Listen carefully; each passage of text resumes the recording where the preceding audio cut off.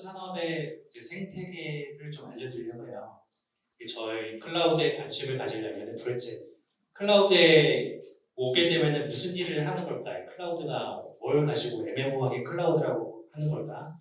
좀 더 딥다이브해서 이 생태계가 어떻게 구성되어 있는지를 산업 전반적인 거를 좀 프로세스를 알려드리고자 합니다. 혹시 제가 질문을 드리고자 하는데 여기 입사하기 전에 AWS 콘솔에 한번 접속해본 경험이 있으신 분 계실까요? 대부분이 이제 AWS 콘솔 정도는 이제 접속을 해보셨군요. 자, AWS 콘솔에 들어가면 화면이 여러 가지 이제 도구들도 보이고 뭔가를 인스턴스를 생성하고 하는 것들 보이는데 애매모호하게 그런 웹 화면을 갖다가 저희가 클라우드 서비스라고 하잖아요. 근데 클라우드 서비스를 하기 위해서는 사실은 이제 여기 보면은 무슨 그 영화 같은 데서 보면은 이런 SF 같은 화면이 있잖아요. 자, 이런 게 실제로도 있어요. 어쨌든 컴퓨터가 여러분 PC에만 있는 게 아니라 이런 IDC 센터라고 하는데 이런데 그 컴퓨터가 물리적으로 있어야 되는데 자, 요것이 국내에서는 지금 현재는 146개인데 좀 예전 자리라서 더 늘어났죠. 자, 이게 곳곳에 이제 서울에 49개, 곳곳 지방 곳곳에 있습니다. 자, 여기서는 클라우드를 서비스를 하려면 일단 이 컴퓨터가 있어야 되고 이 IDC 센터라는 것을 뭘 하냐면은 전력, 냉각 시스템, 그리고 백업 발전기, 그리고 물리적 공간, 자, 이런 게 장비가 마련이 돼야 돼요. 먼저 인프라가 있어야 되고, 자, 그런데 컴퓨터만 있다고 해서 여러분들이 저런 SF 같은 화면에 직접 들어가서 막 컴퓨터 칠 건 아니잖아요.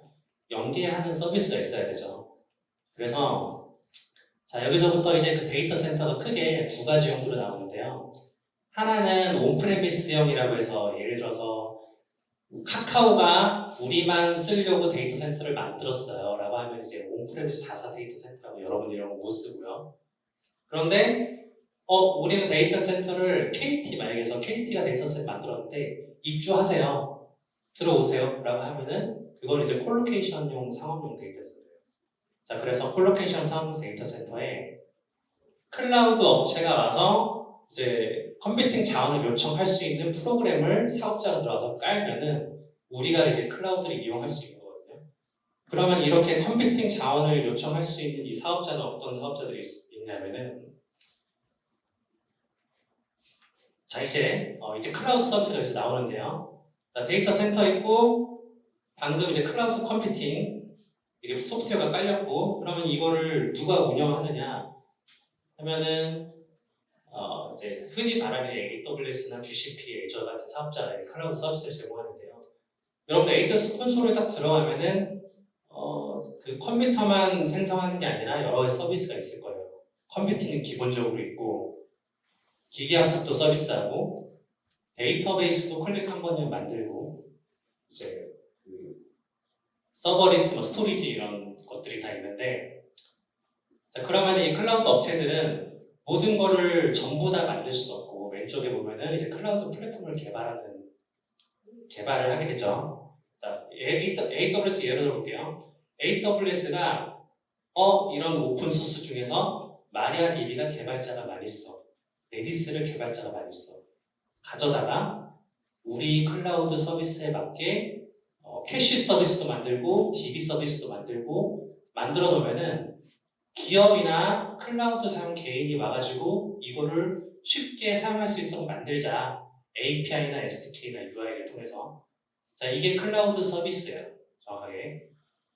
여기까지 이해가 되셨죠? 자, 요 화면이 우리가 뭐라고 부르냐면은 여러분이 혹시나 내가 좀 클라우드에 입사를 하시게 되면은 CSP, MSP 맨날 이 단어가 나와요. 지금까지 말한 거는 CSP라고 해요. 뭐냐면은 클라우드 서비스 프로바이더. 직접 이제 클라우드 서비스 제공하는 업체들. AWS 예를 들었는데 애저 외국 기업이죠. 구글 클라우드 플랫폼 외국 기업이죠. 그런데 우리나라에도 있어요. 어디냐면은 네이버 클라우드 플랫폼 들어보셨죠? 그리고 KT 클라우드, NH 클라우드 이런 것들도 CSP라고 불러요. 그러면은 저희 같은 기업은 무엇을 하는 거냐면은 MSP 기업이에요. 저희는 매니지드 서비스 프로바이더인데 CSP는 클라우드 서비스를 제공하는 거고 자, 그런데 기업 비즈니스라고 위에 있어요. 자, 우리 기업 비즈니스에 플랫폼도 있고 대기업, 공공, 유통, 금융, 이제 게임 센터 이렇게 여러 가지가 있는데 자, 이분들이 전부 다 자기 비즈니스가 있잖아요. 금융은 뭘 잘해야 되냐면은 이제 금융 서비스를 잘해야 되죠. 게임은 게임을 잘 만들어야 되고 각 도메인 전문가들이 포진되어 있는데 여기 이제 클라우드를 사용하려고 했더니 이 클라우드를 잘 사용하는 서비스 전문가를 이분들이 각자 이제 모시고 있기가 힘드니까 대신에 대안으로 선택한 게 MSP 사업자를 선택하게 돼요. 매니지드 서비스 프로바이더의 약자예요. 여기는 저희 메가존 클라우드가 이제 이런 데 MSP에 속하게 되고 뭘 하냐면은 고객 환경 컨설팅 그리고 체계적인 구축 설계 지원 그리고 빌링, 에듀케이션, 교육 이런 클라우드 잘 사용하기 위한 서비스를 하는데요. 자, 그래서 MSP 사업자 트렌드가 과거에는 저희가 클라우드 매니지먼트로 이제 한정이 됐어요. 초창기 때 MSP. 클라우드를 쓰면 좋습니다. 클라우드 서비스를 도입, 전략과 컨설팅 해주고, 인프라를 구축해주고, 이거 장애나면은 재해복구 이렇게 해야 돼요. 그리고 저희가 항상 24시간 모니터링 해드릴게요. 자, 과거에는 이 정도였었는데, 지금은 엄연히 MSP가 뭐냐면, 현재는 뭘 하냐면은, 자, 이제, 누구나 클라우드 쓰는 건 알겠어. 여기에 더해서 클라우드 최적화, 이제 각 코스트 오티마이제이션이라고 해서 최적화를 하고, 또 클라우드 네이티브 어플리케이션 개발, 그리고 디지털 트랜스포메이션 컨설팅 전략 지원 이런 것들이 있어요. 그러니까 생소한 용어들이 많죠. 한번 쉽게 말하면은 클라우드를 매니지먼트 했다가 지금은 클라우드 향 어플리케이션을 좀 더 잘 만들 수 있도록 이제 그 응용 소프트웨어 단계까지 지원하고 있고 앞으로 진행형으로 하는 것은 로우 코드나 노 코드 그리고 AI, MLOps 클라우드 서비스 관련된 것들을 AI 기반 보안이나 사무엘치 보안 이런 미래 지향 서비스까지 준비를 하고 있는 기업이라고 할 수 있습니다. 그래서 생태계를 한눈에 보자면은 자, 정확히 이제 메가존 클라우드가 여기 있죠. MSP는 이해하셨을 테고 메가존 클라우드와 비슷한 곳이 시장에 베스핀 글로벌, LG CNS, 삼성 SDS, 콜코스 이런 회사들이 있어요. 그리고 클라우드 서비스는 CSP고 자, 오른쪽에 못 보던 게 있어요. 파트너와 오픈소스라고 있는데 이것도 이런 시장에 들어오게 되면 주요 키플레이어예요. 이건 뭐냐면은 CSP가 모든 거를 서비스를 다 만들 수는 없어요. 그리고 전부 다 내가 다 할래 라고 하는데 여기에 대해서 그 전문화가 조금 일부는 떨어지는 서비스가 있을 수도 있어요. 그걸 보완하기 위해서 모니터링 스플unk 정말 잘한다. 뭔가 어플리케이션 보안, 트랜짓 이런 거는 볼트가 잘한다. IAC는 하시코드가 잘하고 소스코드는 빅랩이 잘한다. 이러면은 파트너를 맺어야죠. 좀 더 잘하는 위임을 하는 거죠. 자, 밑바닥에 이렇게 프로바이더 영역으로 이렇게 있고 저희는 이제 MSP로 해서 계속해서 그러니까 서비스를 개발하고 있고 위에는 이 MSP를 사용하는 플랫폼 비즈니스 데카라쿠베 난토 같은 기업을 말하는 거예요. 대기업 공공 유통 공유 금융 게임 센터들이 사용하고 있다. 어떤 MSP에 무슨 키플레이어 회사들이 있는지만 좀 보시고 넘어가면 될 것 같아요.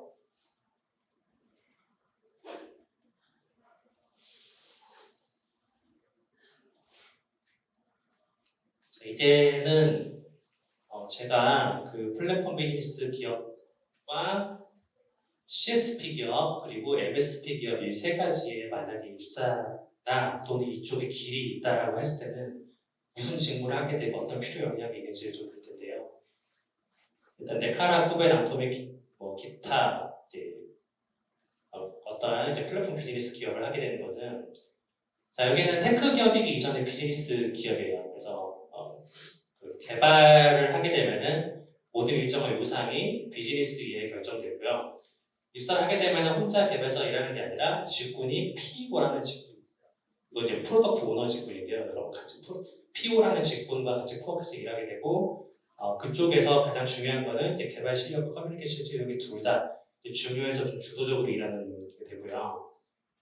필요 역량은 가게 되면은 애자일하게 일하고 프로젝트 관리 및 협업 이 두 가지가 일하는 현장에서 가장 중요시돼요. 커뮤니케이션 역량이고요. 그 외에 개발할 때는 뭐 MSA 아키텍처 설계 능력 그리고 이 직무들도 AWS, Azure 등의 클라우드 환경 기반 어플리케이션을 다 구현을 해야 돼요. 왜냐하면 그 CSP에 있는 뭐 AWS 클라우드 네이티브 기능들을 사용하지 않는 서비스는 없기 때문에 조금씩 역량이 필요됩니다. 자, 여기서부터 좀 클라우드 관련된 건데요. CSP 기업에 내가 만약에 뜻이 있다, 그럼 뭘 준비를 하셔야 되냐면은 크게 국내와 국외가 있어요. 자, 일단은 국외 먼저 볼게요. AWS, 구글, 애저 이런 데는 해외 기업이죠. 해외 기업이기 때문에 그 플랫폼을 저희가 개발할 수가 없어요. 이건 이미 만들어진 플랫폼을 사람들이 좀 더 잘 사용하기 위해서 저희가 노력하는 일을 하게 돼요. 그래서 해외 기업은 AWS다 그러면 꼭 코리아가 이렇게 붙어요. AWS 코리아, 구글 코리아. 한국 지사를 운영하는데 뭘 하게 되냐면은 고객과 함께 아키텍처를 구축하고 모범 사례를 발굴하고 AWS 서밋이다 그런 행사나 세미나에서 강연하게 되죠. 또 거기서 POC를 위한 프로토타입 개발도 하고요. 반면에 국내 기업은 클라우드 플랫폼이 개발 직군과 솔루션 아키텍트 직군이 모두 필요한 특징이 있어요. 필요 역량은 해외 기업은 이거를 고객이 잘 사용하도록 어쨌든 좀 브랜드 밸류가 필요해요, 개인적으로. 그래서 영어 인터뷰도 가능해야 되고, 고객 기술 책임자와 아키텍처에 관한 심도 있는 대화. 중요한 게 또 여기서 근무하시게 되면 개개인이고 브랜드이기 때문에 커뮤니케이션, 고객 응대, 기술력 종합적으로 다 심사를 하게 돼서 좀 보는 게 있습니다. 그래서 좀 이제 스타트업 하시는 분들은 이거는 조금 허들이 있을 수 있어요. 대기업 IT나 유니콘 스타트업 IT보다 10년 이상 차 있고요. 근데 국내 기업은 그 중요부터 실력이 있다면 개발 직군이기 때문에 이제 인프라스트럭처에 대한 지식 또 공부를 하실 때 분산 처리 아키텍처, 수준 높은 개발 지식 기본기 충분히 뒷받침되면 국내 기업은 이제 개발 직군으로 취업이 가능한 상황일 거라고 생각됩니다.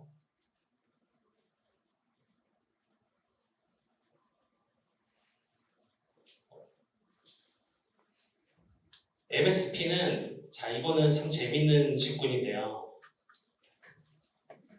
자, MSP는 기본적으로 저희가 클라우드 운영을 잘 하고자 하는 업체예요. 그래서 클라우드 운영이라는 직무가 베이스이기 때문에 클라우드 기본 역량을 가지고 있는 게 좋아요. 하는 일은 기본적인 이사바에서의 관제, 클라우드 컨설팅, 설계, 마이그레이션 전라 이런 거 하는데 또 부서에 따라서 클라우드 관련 플랫폼 개발도 많이 이루어지고 있습니다. 개발 직군도 둘 다 있습니다. 그리고 저희는 이제 고객 서비스랑 굉장히 밀접하게 일을 해요. 예를 들어서 AWS 좋아요 라고 하는 게 아니라 직접 고객한테 AWS 콘솔 들고 가고 또 필요한 벤더사들 프로그램 다 들고 가서 아키텍트를 설계를 해주고 그 고객의 서비스를 분석을 하는 일을 한단 말이죠. 그래서 고객마다 상황이 다르고 사용하는 툴이 다르기 때문에 일단은 그 아키텍트 일하시는 분들 보면은 툴에 대한 지식은 그때그때 이제 습득을 하는 위주고요. 모든 툴을 다 알 수가 없습니다. 원리를 잘 알고 있다가 응용할 수 있는 응용력이 좀 중요하고요. 그 다음에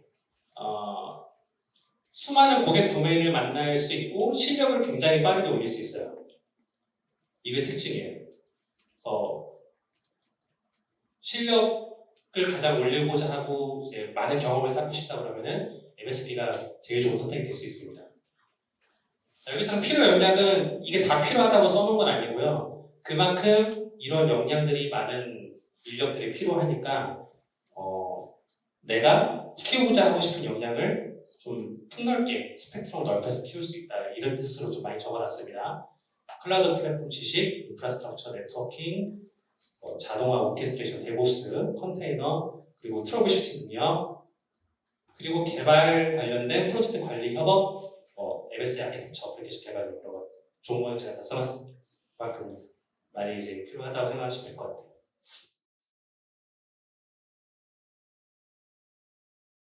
네, 안녕하세요. 네, 소개를 잘해주셔가지고 부끄럽습니다. 네, 안녕하세요. 저는 현지환이고요. 오늘 여러분들에게 클라우드와 관련된 그 직무들을 조금 더 자세히 설명을 드리려고 나왔습니다.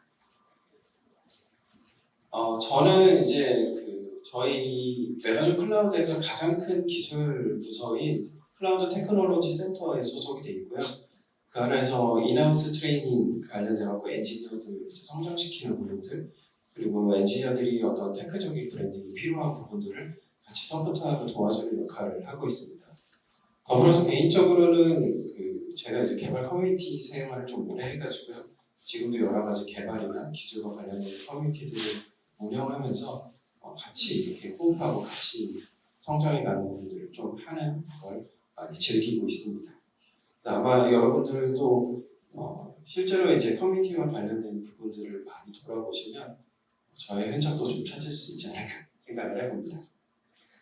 소개에 대한 부분은 간단하게 넘어가고요. 시작하기에 앞서서 제가 여러분들께 질문을 좀 드릴게요. 혹시 여기서 지금 혹시 경력이 아예 없는 신입이시다 하시는 분들 손 좀 들어보시겠어요? 네. 그리고 전공자이신 분. 네네. 알겠습니다. 그러면 지금 비율로 봤을 때 신입으로서 이제 취업을 위해서 직무와 이제 회사와 어떤 산업군에 대해서 이해를 하고 싶어서 오신 분들이 좀 많아 보이시고, 그리고 아까 전공에 대한 비율을 얘기한 건 앞서서 이제 설명을 되게 잘 해주셨는데 비전공이신 분들에게 조금 어려울 수도 있겠다라는 생각을 했어요. 그래서 저는 직무에 대한 설명들을 신입 기준으로 비전공으로 생각을 해서 먼저 얘기를 드리도록 하겠습니다. 자, 여러분들 클라우드 엔지니어라고 하면 어떤 일을 하는 사람들일까? 라는 부분부터 많이 궁금하실 거예요. 실제로 클라우드 엔지니어는 굉장히 광범위한 직무를 얘기하는 단어가 되어 있고요. 앞서서 제가 지름답에서 잠깐 얘기 드렸던 것처럼 옛날에는 스타트업에서 진행하는 것처럼 되게 모든 클라우드 엔지니어가 올인원의 일을 해야 됐습니다. 그런데 시간이 지나면서 이제 해외 쪽도 마찬가지고 한국도 마찬가지고 점차 그 역할들이 쪼개지고 디테일해지고 자세해지고 어떤 전문적인 영역에 들어가는 일들이 생기게 되고요. 지금 현재에 이르러서는 이 부분들이 꽤 많이 체계화가 되어 있습니다. 특히나 해외에서는 보통 클라우드 관련된 직무라고 하면 제가 여기 이제 나왔고요. 테크타겟이라는 테크 미디어인데요. 여기서 23년에 발표한 어떤 기사의 내용을 보면 실제 글래스도어라든가 다른 이제 실리콘밸리에서 클라우드와 관련된 직무들은 26개 이상이 된다라고 일단 표기가 돼 있었어요. 그게 작년 초였거든요. 아마 올해는 좀 더 많은 역할들이 더 생겼을 수도 있고 또 많은 변화가 있을 수도 있습니다. 그러면 이제 한국에서는 어떨까를 생각해 보면 한국도 예전보다는 훨씬 더 많이 체계화가 되고 많은 부분들이 바뀌고 있어요. 그래서 오늘은 저희 이제 한국에 있으니까 한국을 기준으로 이런 얘기들을 좀 나눠보겠습니다. 그래서 클라우드 엔지니어는 무슨 일을 하는 사람인가를 찾아보면 물론 이제 구글의 검색 결과는 사람들이 사용하는 것에 따라서 다르게 나오지만 제 기준에서는 이제 테크타깃이라는 이 미디어에서 이런 정의가 먼저 나옵니다. 클라우드 엔지니어는 설계, 계획, 관리, 유지 보수 및 지원 등 클라우드 컴퓨팅과 관련된 모든 기술적 업무를 담당하는 IT 전문가입니다. 라고 나오거든요. 근데 내용만 읽어도 굉장히 광범위한 걸 다루고 있다는 게 보이시죠? 네. 그래서 하나 더 찾아봤는데 네, 이거 인용이 좀 바뀌었는데 인용이 여기가 아니라 유데미에서 가져왔거든요. 유데미라는 이제 교육 프로그램을 하고 있는 그 교육사업 업체에서 그 클라우드 엔지니어 관련되어 있는 특집 기사를 한번 그쪽 미디어에 낸 적이 있어요. 거기서는 이렇게 정의를 하고 있습니다. 클라우드 엔지니어는 클라우드 인프라를 구축하고 유지 관리하는 IT 전문가입니다. 클라우드 엔지니어는 클라우드 아키텍처, 개발, 관리 등 보다 구체적인 역할을 수행할 수 있습니다라고 합니다. 자, 아까 테크 타겟의 인용은 작년 2월에 나왔던 내용이고요. 유데미의 인용은 작년 11월에 나왔던 내용입니다. 뭔가 조금 더 구체적인 내용들을 설명하려고 하는 것 같죠. 실제로 그 유대미에서 해당 기사 밑에 나와 있는 직무적인 설명이라든가 이런 내용들을 보면 이전에 이제 테크탁에서 얘기했던 것보다 좀 더 구체적이고 실질적이고 그리고 인기가 좀 많은 직무들을 위주로 설명을 하더라고요. 그래서 이런 부분들은 여러분들이 또 정의를 찾아보시면 좋을 것 같은데 어쨌든 굉장히 광범위한 범위이기 때문에 우리 조금 더 구체적으로 살펴봐야겠죠. 그래서 클라우드 엔지니어는 어떤 일을 하는 사람들인가요? 라는 부분들을 찾아보면 굉장히 다양한 직무 정의들이 나옵니다. 이 직무 정의를 제가 글래스도어에서 가져왔어요. 글래스도어는 미국의 이제 그 취업하는 지금 한국으로 따진다면 뭐 자코리아나 원티드 같은 플랫폼이거든요. 거기서 클라우드와 관련된 질문을 쭉 서칭을 해보면 이런 것들이 쭉 나오게 됩니다. 뭐 10개로 끝나는데 사실 몇 개보다 더 밑에 보이고요. 근데 여기를 잘 살펴보면요. 앞에서 클라우드만 떼면 어디서 많이 본 되게 익숙한 질문들이 나와요. 아마 여러분들이 조금이라도 IT와 관련돼서 그리고 개발과 관련돼서 공부들을 하셨다면 이 질문들이 뭘 의미하는지는 대략적으로 아실 수 있을 거예요. 어드미니스트레이터라고 하면 어떤 운영 관리에 대한 부분들을 하는 직무일 거고요. 서포트 엔지니어는 어떤 기술적인 서포트를 하기 위한 여러 가지 일들을 하는 사람들이겠죠. 세큐리티 어널리스트는 보안과 관련된 분석 컨설팅을 하고 그에 대한 솔루션을 제공하는 사람들일 거고요. 네트워크 엔지니어는 마찬가지로 실제 네트워크 장비라든가 네트워크 솔루션과 되어 있는 부분들을 주로 다루는 엔지니어의 영역일 겁니다. 그리고 기타 여러 가지 것들이 있는데 이 앞에 전부 클라우드만 붙으면 클라우드와 관련된 직무가 되는 마법이 펼쳐집니다. 왜 이렇게 되냐면요. 클라우드와 관련된 산업군은 앞서서 이제 설명해 주셨던 것처럼 온프레미스 환경에서부터 출발이 됐다고 볼 수 있어요.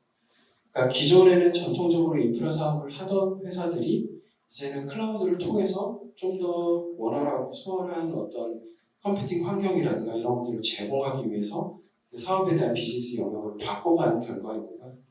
그 바꿔간 비즈니스를 따라가기 위해서 실제 기술자들도 거기에 해당되는 기술을 배워야 될 필요가 생겼죠. 그리고 실제로 그 일을 하는 사람들이 생겨난 겁니다. 그렇기 때문에 전통적으로 기본적으로 IT 산업에서 하던 일들이 이제는 클라우드라는 이름이 붙고 대신 그 환경이 클라우드라는 것들을 배경으로 깔고 진행이 된다는 걸 이해를 하시면 좀 더 수월하게 이해를 하실 수 있을 것 같아요. 그래서 앞서서 얘기하셨던 것처럼 옛날에 인프라 엔지니어들이 서버실이나 이런 데서 어떤 장비들을 다루고 거기에 대한 환경들을 구성하고 하는 일들을 했다면 클라우드 인프라 엔지니어는 이제는 더 이상 서버실에 가지 않아도 되는 자기 자리에서 필요한 내용들을 직접 만드는 일을 할 수 있는 사람들이 되었다고 볼 수 있습니다. 이해가 가실까요? 네. 적극적으로 끄덕여주시는 분들이 많아서 기분이 좋습니다. 네. 자, 그러면 클라우드 엔지니어는 무슨 일을 하는 사람들일까요? 좀 더 구체적으로 알아볼게요. 근데 앞서서 보았던 10개, 그리고 제가 이제 글래스도어에서 찾았던 26개 이상의 직무들을 일일이 다 설명드리기에 오늘의 시간이 너무 짧습니다. 그렇기 때문에 오늘은 4개의 직무를 가져왔고요.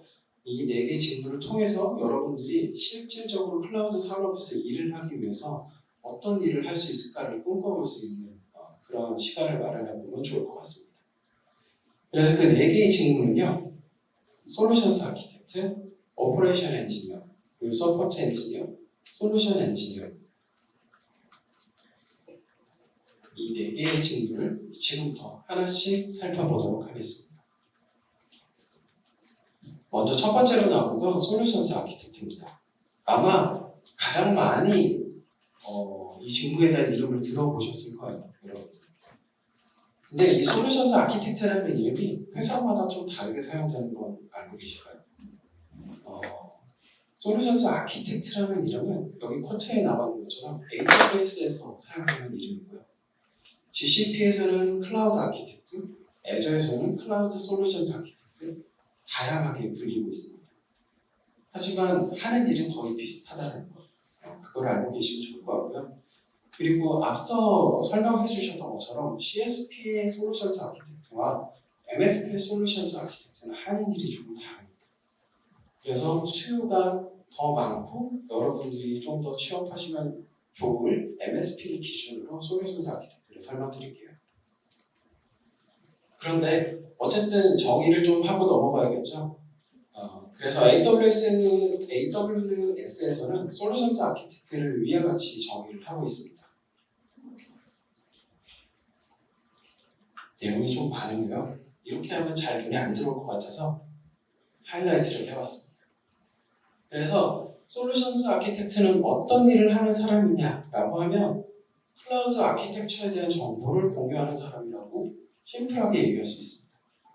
그런데 클라우드 아키텍처에 대한 정보를 공유한다는 건 어떤 의미일까를 좀 더 구체적으로 보면 아래 문장에서 등장해요. 고객사의 클라우드 아키텍처와 애플리케이션 아키텍처가 클라우드의 장점을 반영하고 있는지 함께 검토하고 이에 대한 솔루션을 제공하는 사람이라고 합니다. 자, 이게 무슨 얘기냐면요. 개발 언어 조금씩은 다들 다뤄보셨겠죠? 네. 실제로 개인적으로 어떤 개발을 하게 되면 우리가 처음에 어떻게 알아요? 우리 막 엄청 복잡한 시스템을 설계하고 거기에 대한 부분들을 막 어떻게 할지 이런 복잡도까지 고려하지 않고 그냥 우리 랩톱에서 시작을 하잖아요.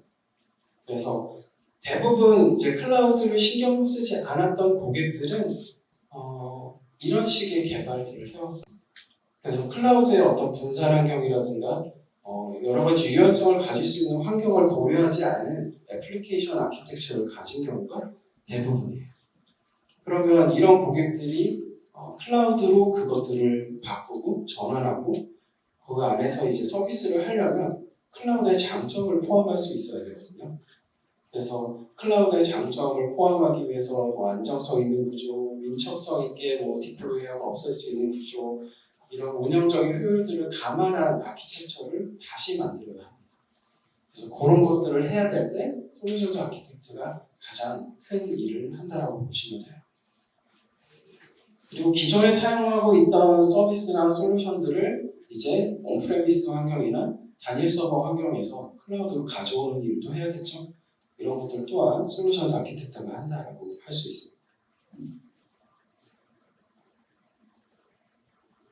자, 그러면 직무에 대한 정의를 한 번 더 정리를 해보면요.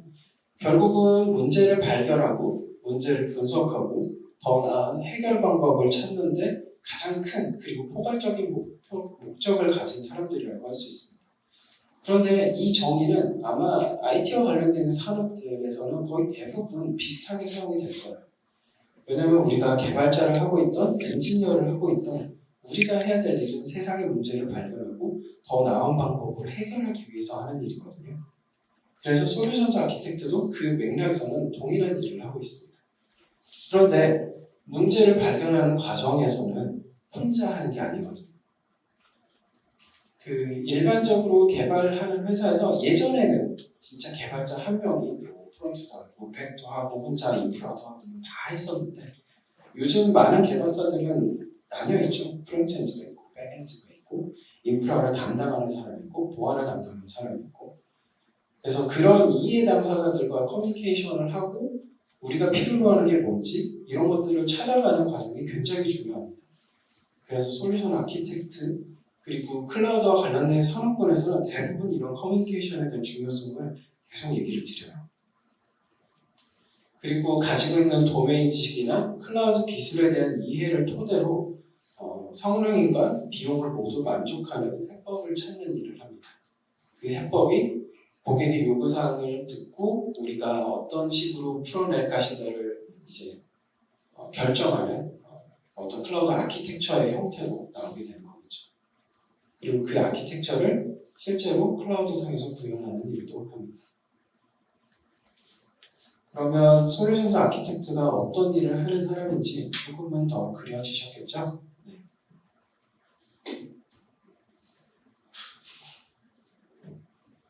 그래서 하는 일만 다시 한번 정의를 해보면요.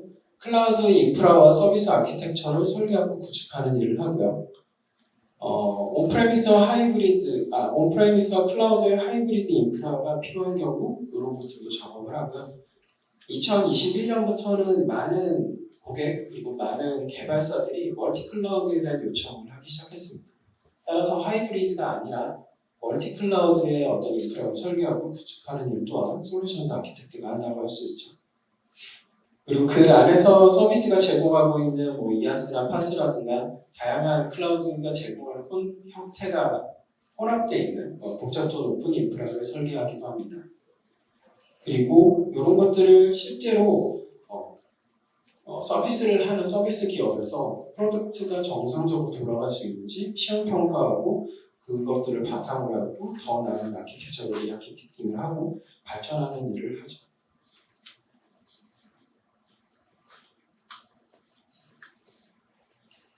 자, 그러면 정리를 해보면요.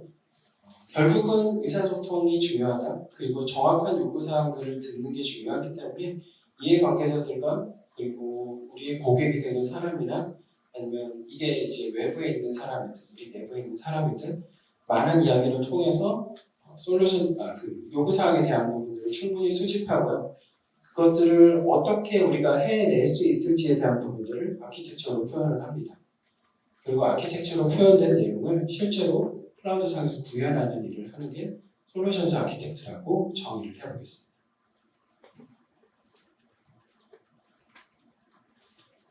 자, 그러면 이제 두 번째 질문으로 넘어갈게요. 오퍼레이션스 엔지니어는 과연 어떤 일을 하는 사람일까요?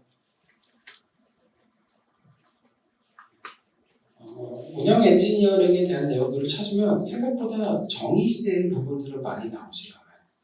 그래서 제가 가져온 내용은 위키피디아에서 가져왔는데요.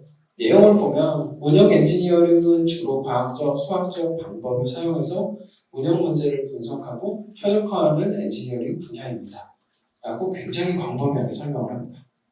그러면 저희가 뭘 하는 사람인지 전혀 알아볼 수가 없잖아요. 그래서 좀 더 자세하게 보면요. 오퍼레이션 엔지니어는 다수의 어카운트와 워크로드가 문제없이 운영될 수 있도록 지원하는 전문가입니다라고 합니다. 여기서 어려운 단어가 나왔죠. 어카운트는 뭐고 워크로드는 뭘까요? 아시는 분? 네. 어카운트라는 건 이제 어떤 고객의 단위일 수도 있고 어떤 실제로 계정 단위일 수도 있고 부르는 형태는 그렇고요. 워크로드라는 건 하나의 프로젝트 같은 거라고 보시면 될 것 같습니다. 아마 이렇게 보시면 조금 더 이해가 편하실 것 같고요. 어쨌든 이 문장으로 봤을 때 운영 엔지니어는 운영에 대한 부분들을 책임진다라는 부분들을 좀 아실 수 있을 것 같아요. 그게 클라우드 인프라가 되든 클라우드와 관련되어 있는 시스템이 되든 실제로 운영에 대한 부분들을 책임지는 사람들이죠. 그 운영하면 빠질 수 없는 게 있죠. 로깅하고 모니터링하고 어떤 감사 추적에 필요한 어떤 거버넌스와 관련된 작업들을 하고 실제 문제가 생겼을 때 거기에 대한 트러블 슈팅을 하는 것까지 그 모든 것들이 다 운영 엔지니어가 하는 일이라고 볼 수 있습니다. 결국 앞서서 솔루션스 아키텍트가 어떤 요구사항을 수집하고 구현하는 일을 했다면 구현 이후에 문제를 해결하는 사람은 이런 운영 엔지니어라고 보시면 될 것 같아요.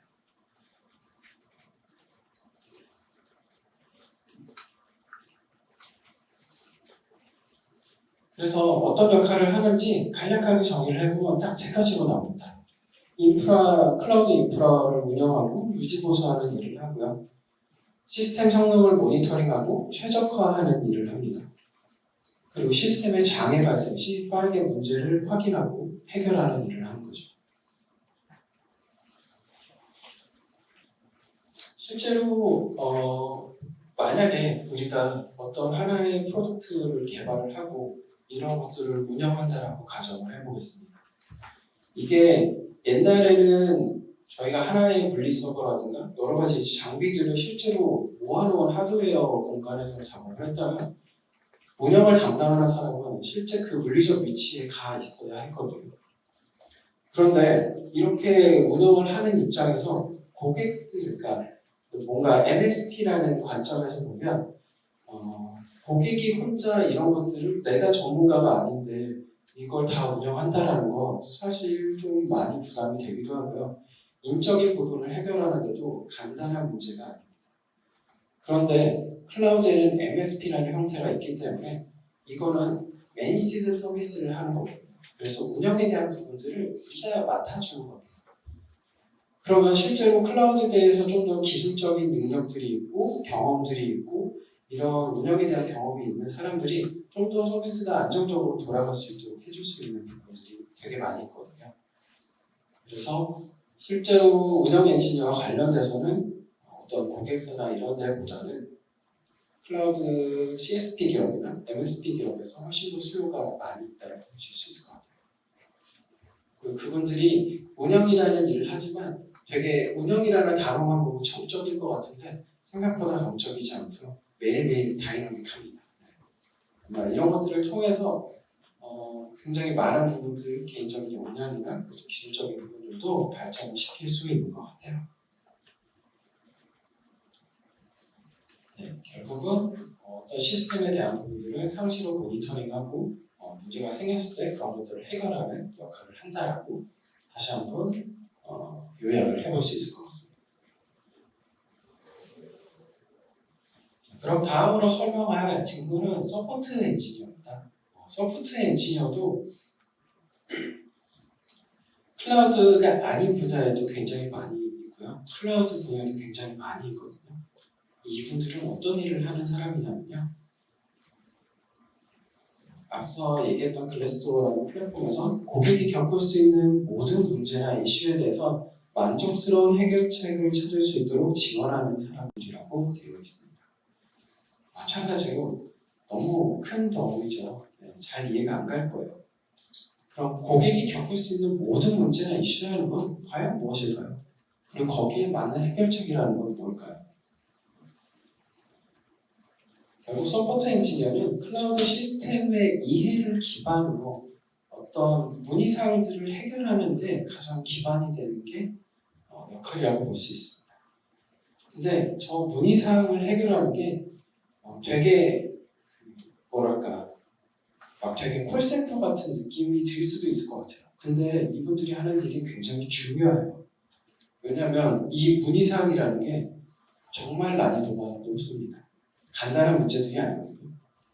왜냐하면 우리 서포트 엔지니어들이 그 질문을 받는 환경들을 보면 특정 환경, 잘 구성되어 있는 아키텍처, 그리고 실제로 돌아가는 워크로드에 대한 부분들보다는 불특정 환경에서 나는 다양한 문제들을 모두 문의를 받게 되는 형태예요. 결국 굉장히 다양한 클라우드에 대한 기술들을 이해하고 있어야 되고 포괄적으로 이런 것들을 해결할 수 있는 역량이 있어야 됩니다. 서포트 엔지니어는 이런 일을 하는 사람이다 라는 얘기를 드리고요. 역할은 고객의 기술 문의를 대응하는 역할을 한다고 볼 수 있습니다. 그래서 사실 서포트 엔지니어와 관련돼서는 앞서 말씀드렸듯이 어떤 단일 개발사보다는 CSP나 MSP 같은 회사들이 훨씬 더 많은 비중을 차지하고 있어요. 그리고 고객의 어려움을 파악하고 해법을 제공하는 역할을 하고 있고요. 마찬가지로 운영의 한 분야에 속하기 때문에 시스템 문제를 빠르게 해결하는 데 도움을 주는 중요한 역할을 한다고 볼 수 있습니다.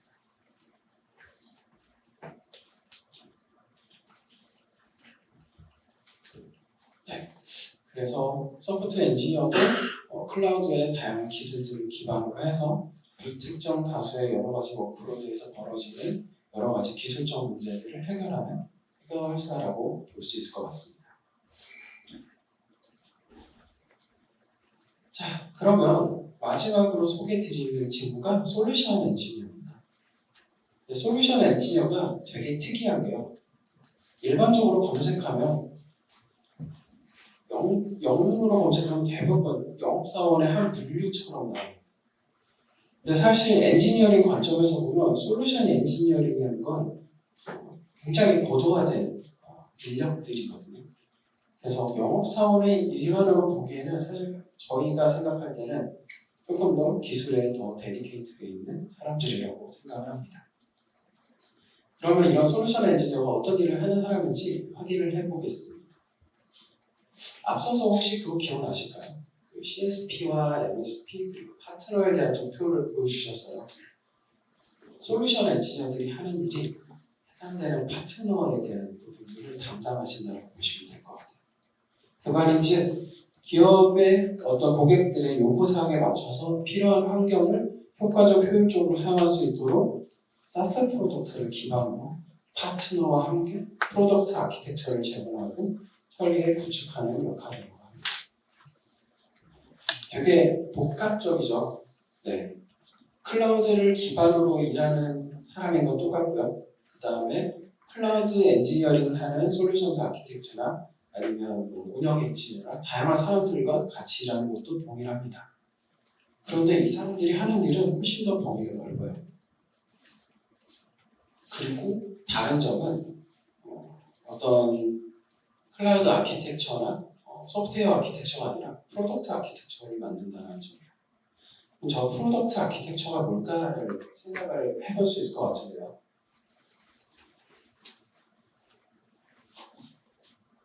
모든 CSP가 우리 CSP 플랫폼은 완벽해요 라고 얘기를 할 수 있는 CSP는 없습니다. 대부분 다양한 이제 프로덕트 서비스들을 만들어 놓고 그 서비스들을 다양하게 조합할 수 있도록 기회를 마련해주고 있는 건 맞아요. 그런데 실제로 현장에서 필요한 요구사항들을 그 서비스만으로 커버하지 못하는 경우가 많이 있습니다. 그렇기 때문에 파트너 생태계를 만들고 그 파트너를 통해서 이런 부분들을 해결하기 위해서 여러 가지 일들을 하고 있거든요. AWS 마켓플레이스에 등록되어 있는 프로덕트와 어떤 그 제품군의 숫자가 2,800개 정도 될 거예요. 그렇게 되어 있다는 이유는 본인들의 서비스만으로 커버되지 않는 영역이 분명히 있다는 겁니다. 솔루션 엔지니어가 그런 부분들을 커버하는 역할을 하는 기술자라고 보시면 될 것 같아요. 우리가 뭐 IAC를 할 때 흔히 사용하는 테라폼이라든가 어떤 기과 관련되어 있는 프라이빗 공간들을 만들기 위해서 사용하는 긴랩이라든가 이런 프로젝트들도 전부 다 클라우드 마켓플레이스에 들어가 있습니다. 왜냐하면 CSP 서비스만으로는 커버가 되지 않기 때문이죠. 그래서 솔루션스 엔지니어들이 그 하나하나의 프로덕트를 기반으로 하는 프로덕트 환경들을 구성하고 이것들을 어떻게 더 원활하게 사용할 수 있을지에 대한 부분들을 그림을 그리고 실제로 그걸 구축하는 일을 합니다. 그래서 본인들이 다루고 있는 어떤 프로젝트에 대해서 심도 있는 이해를 해야 되고 그것의 배경이 되는 클라우드도 다 알아야 되는 굉장히 생각보다 하는 일도 많고 기술적인 난이도도 필요한 역할이죠. 그런데 클라우드 생태계가 되면서 사스 프로덕트와 관련되어 있는 기회들이 굉장히 많아지고 있고 실제로 그런 것들을 제공하는 기업도 많아지고 있습니다. 따라서 직무적인 난이도를 좀 제외하고라도 실제로 꽤 취업에 대한 전망으로 보면 꽤 좋은 기회가 될 수도 있다라고 얘기를 드릴 수 있을 것 같아요. 그리고 마찬가지로 MSP 기업인 저희 메가존 클라우드 입장에서도 이런 다양한 역할을 하고 있고 다양한 기술을 가지고 있는 이런 솔루션 엔지니어들을 보유하고 있고 그들이 저희의 어떤 문제들을 해결하기 위해서 다양한 역할을 하고 있습니다.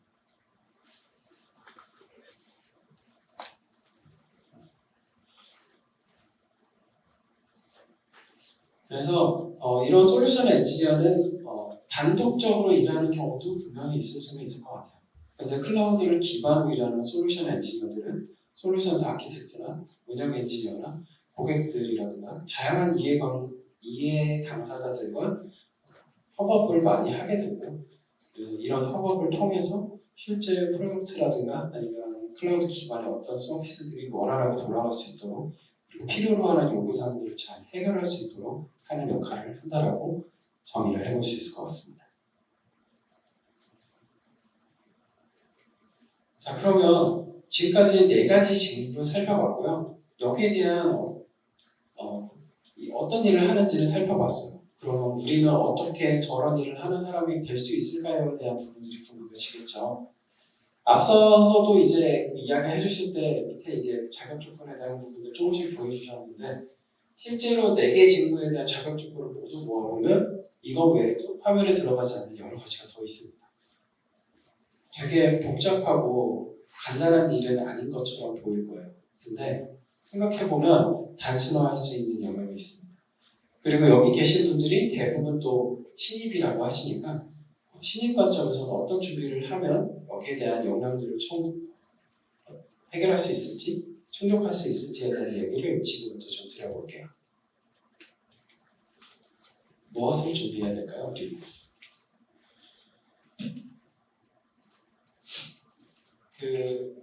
제가 이제 흔하게 어떤 취업 특강이라든가 아니면 기관을 연동해서 하는 교육이라든가 가면 드리는 이야기들이 꼭 있고요.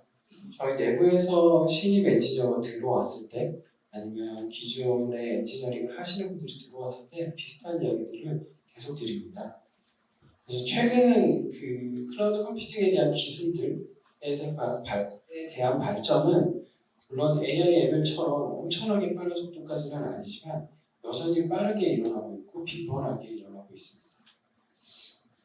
AWS를 기준으로 2022년에 작년은 아직 제가 살펴보지 못했고 2022년에 신규 서비스를 발표하고 업데이트가 되고 버그픽스를 하고 하는 이런 변화들은 몇 번이 일어났을까요? 한 해 동안.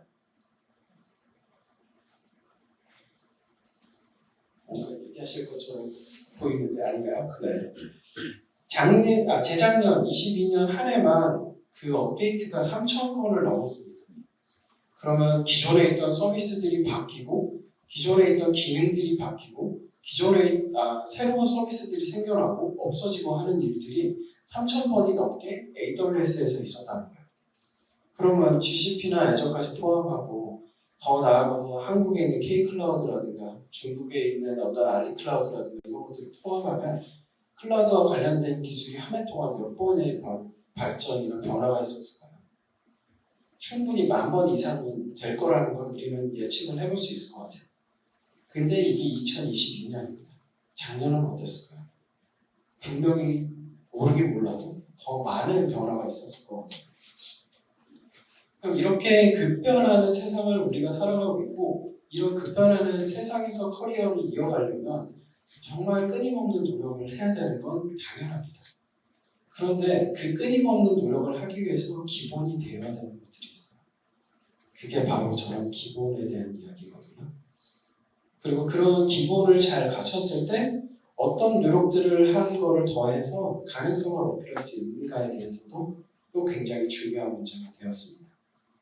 왜냐하면 시험 시장은 요즘 점점 더 복잡해지고 있고 난이도도 있어지고 여러분들도 체감하고 계시겠지만 간단한 문제가 아니거든요. 그리고 더 나아가서는 기본 기술 지식보다 어떤 산업에 대한 이해라든가 도메인에 특화되어 있는 어떤 스페셜티한 기술들을 좀 더 아는 것을 요구를 합니다. 근데 사실 이 모든 걸 다 갖추기는 굉장히 어려운 일이에요. 그래서 기본만 좀 얘기를 해보면요. 여러분 클라우드가 AWS를 기준으로 얘기를 드릴게요. AWS 기준으로 2023년 11월 기준 서비스 카테고리가 몇 개 정도 될 것 같아요? 모르겠어요? 네. 서비스 카테고리가 11월 기준으로 23개였습니다. 그리고 지금 리인벤트가 지났기 때문에 새로운 것들이 분명히 더 많아졌어요. 그럼 우리가 그 23개의 서비스 카테고리 그 안에 있는 290여 개의 서비스들을 다 안다라는 건 사실 굉장히 어려운 일이고요. 불가능에 가까운 일일지도 모릅니다. 그러면 무엇을 해야 될까요, 저희는? 거기에 이제 근간이 되는 기술부터 하나씩 정복을 해가는 게 가장 중요할 것 같아요.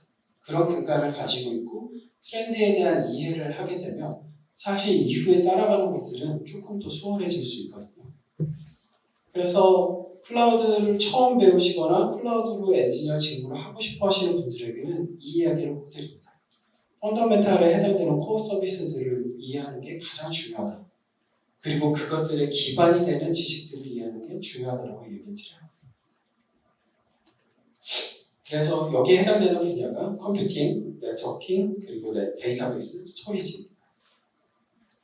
적어도 우리가 어떤 부트캠프를 통해서 다양한 교육 과정을 통해서 여러 가지 것들을 배우고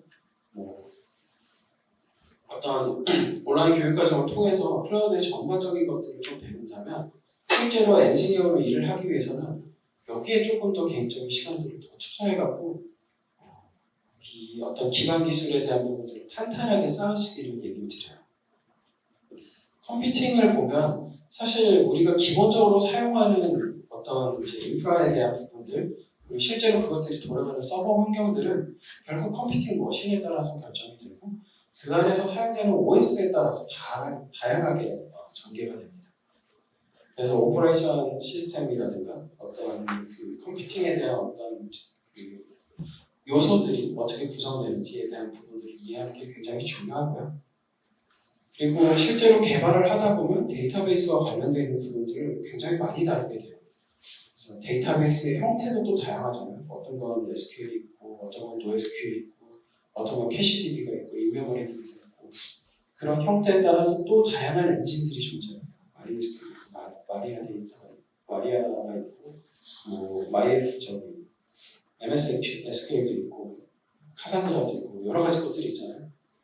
그런 내용들이 어떤 의미를 가지고 있고 어떤 것들이 어떤 환경에서 주로 사용되는지에 대한 것들을 알고 계시면 실제로 이 다양한 데이터베이스 환경을 맞이했을 때 최소한 이해를 하고 따라가는 데 굉장히 많이 도움이 됩니다. 그래서 데이터베이스도 그렇고요. 또 그것과 연관돼 가지고 클라우드 상에서의 스토리지 서비스들은 좀 다양한 독특한 특징들을 가지고 있어요. 그래서 그런 스토리지들이 어떤 형태를 가지고 있고 이게 어떤 차이를 가지고 있는지 이해하면 사실 어떤 상황을 마주쳐도 이런 것들을 어떻게 조합할지에 대해서 좀 생각을 하는데 수월하게 됩니다. 근데 네트워크 얘기 제가 안 드렸죠. 네트워크는 무조건 하셔야 돼요. 제일 중요한 것 중에 하나라고 볼 수 있어요. 왜냐하면 우리 클라우드 컴퓨팅 쓸 때 어떻게 하나요? 이제 서버실 가지 않잖아요. 이 자리에 앉아서 바로 랩탑을 켜서 사용하죠. 그럼 결국 모든 것들이 네트워크 베이스로 이루어집니다. 그렇기 때문에 네트워크가 얼마만큼 중요한지는 제가 더 이상 설명드리지 않아도 될 것 같아요.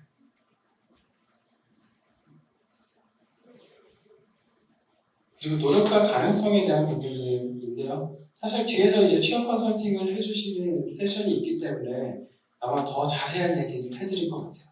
근데 저는 딱 세 가지만 강조를 할게요.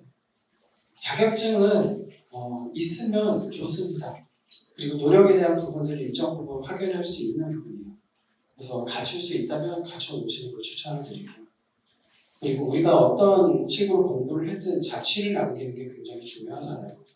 공부를 한 기록이라든가 어떤 우리가 인프라를 코드베이스로 디플로이 하기 위해서 코드 작업을 했다면 그런 코드들도 잘 남겨놓으시고 본인의 어떤 그런 했던 노력에 대한 스텝들을 계속적으로 쌓고 근거를 남기시는 작업을 하기를 요청을 드립니다. 마지막으로 Y입니다. 저 Y라는 게 굉장히 중요해요.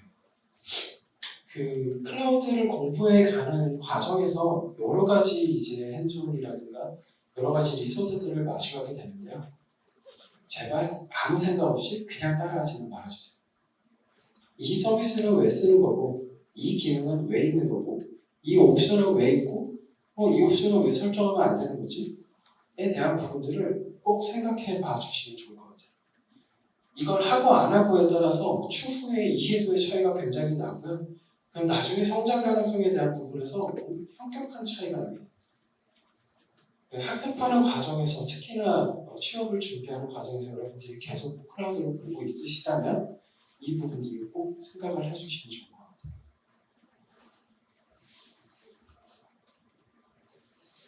자, 마지막입니다. 어떤 클라우드 엔지니어가 되고 싶나요? 아까 이제 앞선 질문에서 한번 얘기를 드렸을 거예요. 어떤 회사, 어떤 팀보다는 내가 어떤 사람이 될 것인가를 결정하는 게 굉장히 중요합니다. 예전까지 한 2, 3년 전까지만 해도 어떤 역량에 대한 베이스로 해갖고 사람들의 그 어떤 기대치를 회사들에서 많이 요구를 했습니다.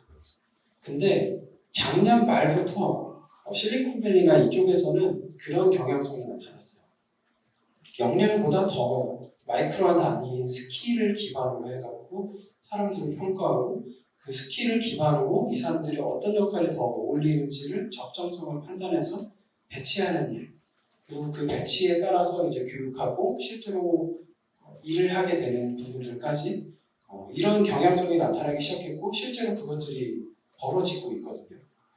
한국에서도 분명히 이런 경향성을 어느 정도 나타날 거기 때문에 그럼 여러분들은 무엇을 집중해야 되냐면 내가 어떤 직무를 하고 싶은지, 어떤 일을 하고 싶은지, 그리고 그 직무에서 어떤 역량들을 요구하는지, 그 역량을 또 이제 스킬이라는 단위로 쪼개보면 내가 뭘 준비하고 뭘 공부해야 될지 그런 계획들을 세워보고 실제로 실천하는 것들을 해보시기를 권장드립니다. 그리고 앞서 말씀드렸던 대로 공부한 내용들을 쌓고 그것들을 어떤 프로젝트라든가 산출물로 잘 쌓아놓으면 그냥 한번 이해하고 넘어가는 것보다 훨씬 더 높은 기억력에 대한 어떤 보정을 받을 수 있고요. 실제로 나중에 취업할 때 이런 것들을 제공함으로써 내가 어떤 노력을 했는지 어필하고 어떤 가능성을 가지고 있는지를 또 보여줄 수 있는 사람이 될 수 있거든요. 그래서 이런 것들을 지속적으로 하면서 여러분들이 클라우드 산업에서 이제 또 새로운 역할들을 하면 좋을 것 같습니다. 이런 역할을 하면서 저희가 또 만나면 더욱 좋을 것 같아요.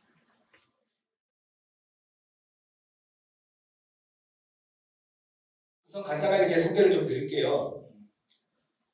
우선 저는 과거에 그 동아그룹, LG그룹, 기타 대기업의 인사팀에서만 한 18년 정도 일을 했고요. 지금 현재 메가저 클라우드 우리 능력개발센터의 그 비상근 그 취업 전담 컨설턴트로 활동을 하고 있고요. 그 외에 한국외국어대학교는 취업 교과목 겸임 교수로 지금 한 10년째 근무를 하고 있고, 이화여자대학교는 제가 11년째 매주마다 목요일날 1대1로 취업 클리닉을 진행하고 있습니다. 그래서 우리 특히 신입 되시는 분들이 어떤 고민을 하고 있는지 제가 너무나 잘 알고 있고요. 더불어서 제가 공기업은 다양한 공기업의 서류심사위원 또 유형별 면접관을 실제 참여하고 있고, 최근에는 공무원들도 행정안전부, 경찰청 또 법제처 등등 해가지고 공무원들도 제가 서류심사랑 면접관 참여하고 있어요. 그리고 여기 IT 쪽은 삼성의 사피, 또 서울산업진흥원의 새싹, 또 그리고 한국소프트웨어산업협회 그 IT 개발자 과정도 다 운영을 했기 때문에 어떤 식으로 해야지만 여러분들이 취업에서 차별화시킬 수 있고 경쟁력을 발휘할 수 있는지 제가 다 알고 있거든요. 그런 내용 오늘 핵심적인 사항 한 40분 이내로 말씀드리고 그다음에 질의응답 받을 수 있도록 그렇게 진행을 하겠습니다. 책도 3권 썼습니다. 귀엽죠? 셰프, 자소서를 요리하라. 이따 이 얘기 해드릴 거예요. 자, 일단 오늘 목차는요, 취업은 어떤 트렌드로 현재 이루어지고 있는지, 또 클라우드 분야에 우리가 서류 전형 합격을 하려면 어떻게 해야 되는지, 또 합격한 실제 사례는 어떻게 되는지, 메가존 클라우드하고 그 다음에 기타 기업 같이 2개씩 좀 예시를 들려드릴게요. 마지막 기업에서 원하는 인재상 중심에서 말씀드리도록 하겠습니다. 앞서서 되게 유익했던 게 취업을 잘하려면 크게 4가지에 대한 이해를 해야 되거든요. 첫째는 산업에 대한 이해, 둘째는 기업에 대한 이해, 셋째는 직무에 대한 이해, 거기다가 나에 대한 이해까지 더해가지고 서류를 작성하신다면 고득점 받을 수밖에 없겠죠. 그런 사항들을 차근차근 말씀드리도록 하겠습니다. 자, 우선 첫 번째 퀴즈를 좀 내고 시작할게요. 클라우드 분야 취업에 있어서 가장 중요한 것은 무엇일까? 실제로 이 그림이 인터넷에 있는 그림이거든요. 제가 만든 게 아니라 우리나라 중견 음료회사가 한 10여 년 전에, 좀 더 됐죠, 더 오래전에 중동 지역이 있죠. 아랍권, 사우디아라비아, 쿠웨이트 이런 인근에 사막이 있는 나라에 진출해가지고 우리가 만든 음료수 팔아보겠다 라고 만들었던 광고 시안이에요. 인근에 사막이 있는 지역의 국민들도 우리가 만든 시원한 음료수 마시면 활기차게 뛰어다닌다 라는 컨셉으로 만들었거든요. 안 팔렸습니다. 망하기 이거 직전까지 갔어요. 왜 그랬을까요? 이거 맞춰주시는 분한테 제가 무료 첨삭해드릴게요. 저 첨삭, 저 엄청 잘하는 사람입니다, 저. 네. 혹시 아시는 분 계실까요? 사막을 돌아다닐 일이 돌아다니고 왜요? 관광지, 관광지 한번 돌아다닐 수도 있을 거예요. 네. 네. 네. 네, 아닙니다. 죄송합니다. 네.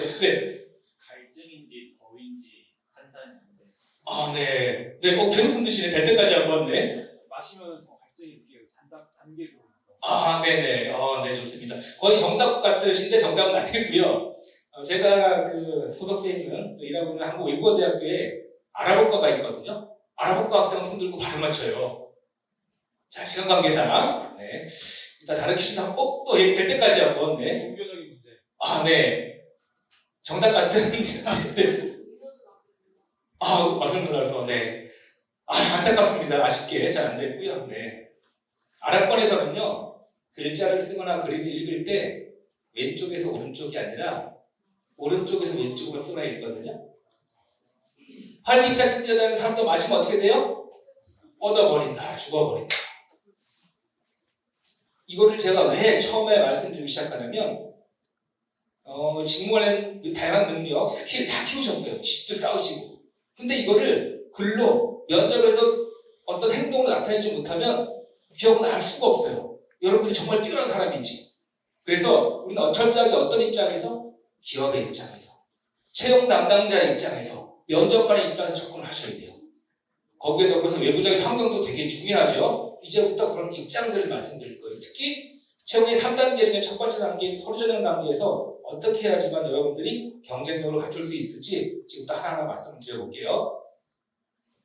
자, 일단 작년도 대학생 취업 인식 조사를 한번 해보니까 이런 결과가 나왔거든요. 소극적 구직자죠. 소극적 구직자. 절반이 넘는 학생들이 적극적으로 구직하지 않고 의례적으로 또는 거의 하지 않고 있거나 쉬고 있단 말이에요. 왜 그럴까 한번 조사를 해봤어요. 분석을 해보니까 첫 번째, 자신의 역량, 기술, 지식 등이 부족해 더 준비하기 위해. 충분히 이건 근거가 있는 거죠. 그래서 여러분들은 앞으로 클라우드에 대해서 우리 메가줌 그룹에서 운영하는 온라인, 오프라인 다양한 직무 물론 참여하시는 분도 계시지만 직무 능력을 더 키울 수 있는 이런 과정들에 많이 참여하셔가지고 능력을 키우시는 게 필요하죠. 두 번째는 일자리가 부족해서 환경이 되게 안 좋습니다, 지금. 그래도 그나마 다행인 게 IT 쪽은 또 클라우드 분야는 그렇지 않거든요. 다른 산업 분야에 비해 상대적으로 괜찮은 편이에요. 이거는 되게 바람직하죠. 그래서 우리는 기본적으로 이런 것들을 충분히 타개해 나갈 수 있기 때문에 앞으로 적극적인 구직 활동을 하셔야 된다. 올해 작년보다 어렵다. 좋아진다고 인식을 하고 있는 학생은 거의 없죠. 사실 정말 많이 어렵습니다. 그래도 IT 쪽은 덜하지만 인문계생들은요. 제가 이제 여대에 가서도 일대일로 취업 컨설팅을 하는데 들어오자마자부터 눈물을 글썽글썽거리고 눈물을 흘려요. 그러니까 지금 너무나 취업 환경이 어렵다 보니까 이게 쉽지 않아요. 그러다가 막 멘탈이 막 나가는 거죠. 그러니까 멘탈 관리도 되게 중요하고요.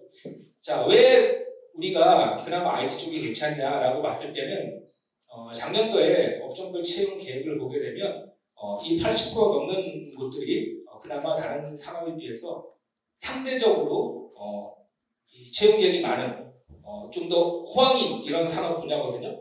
IT 쪽, 그렇죠? 거의 87% 정도 됐기 때문에 앞으로도 IT 쪽은 다른 산업 분야에 비해서 창이 그나마 좀 더 활발한 편이다라고 보시면 되고요. 자, 그 중에서 특히 우리 클라우드 쪽은 최근에 기사를 제가 인용을 했는데요.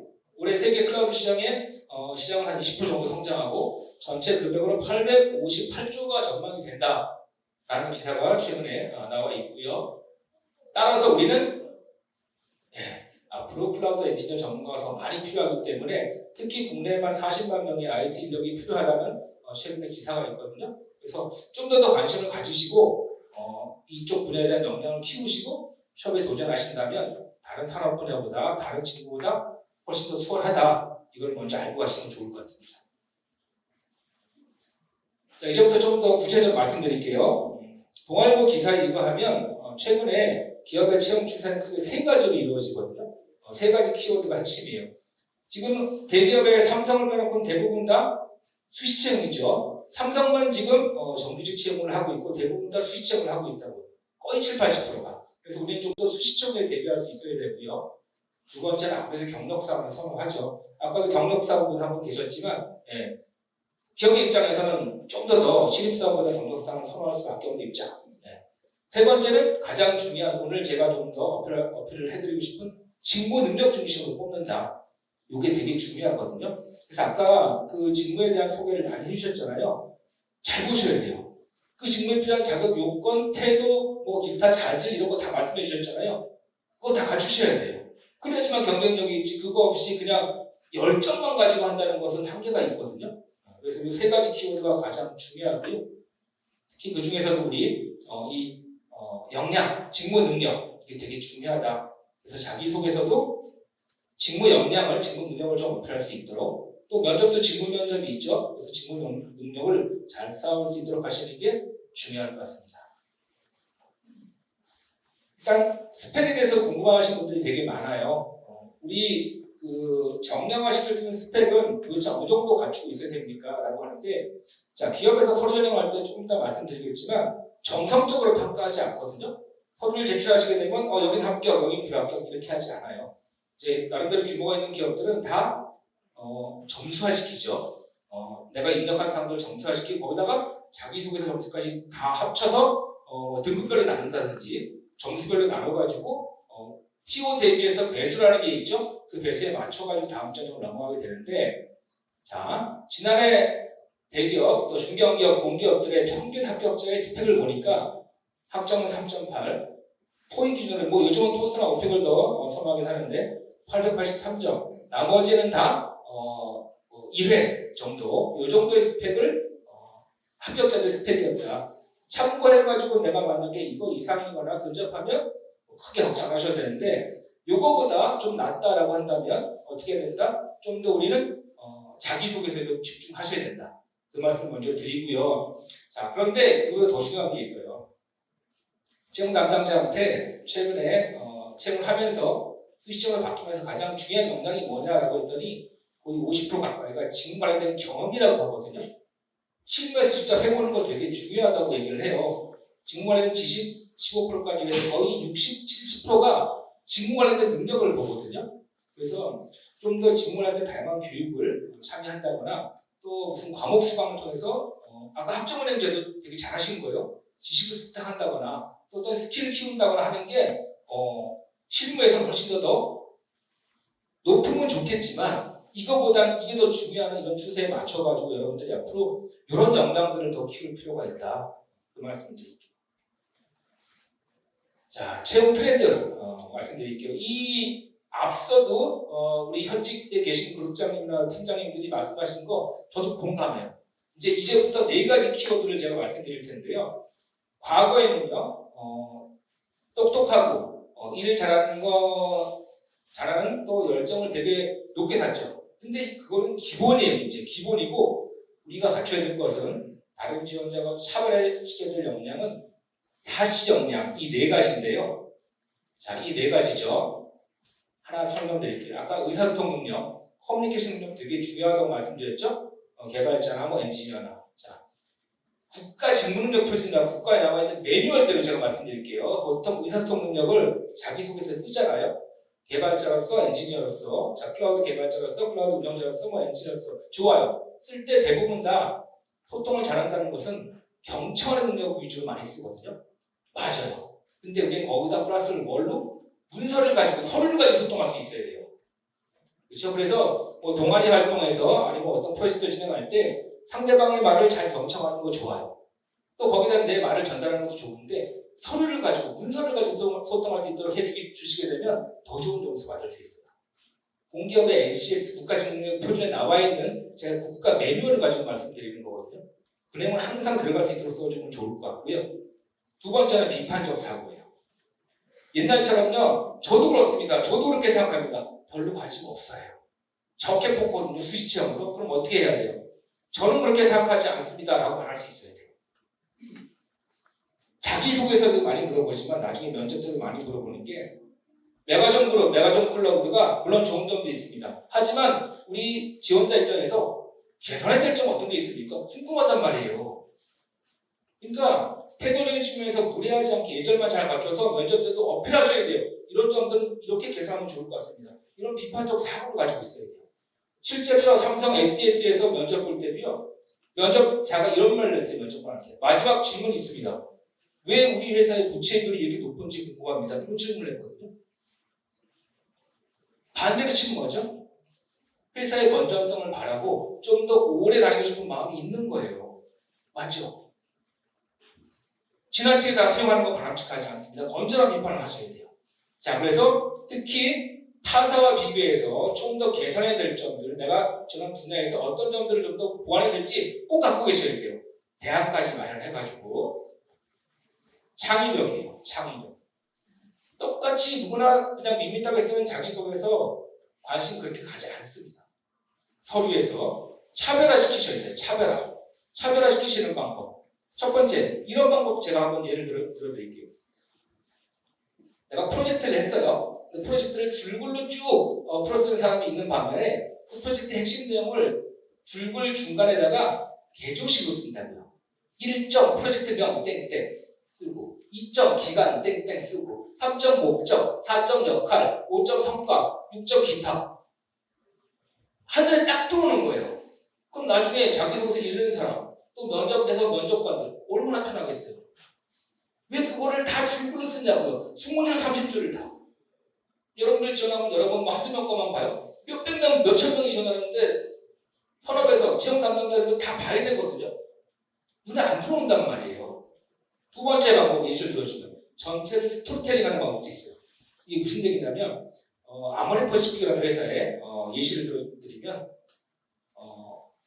자기소개서잖아요. 내 인생 극장. 자, 지금부터 연극 시작합니다. 첫 번째 항목, 소제목.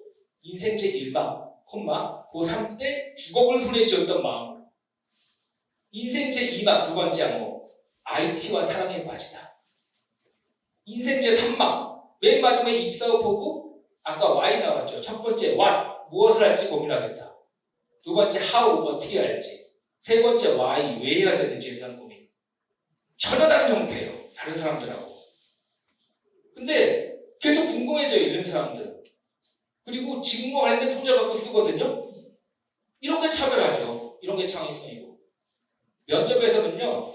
제가 이건 약간 번외 얘기긴 한데 제가 여대에서 오래 컨설팅 했으니까 재작년에 MBC 예능부 PD에 합격했던 여학생이 있었거든요.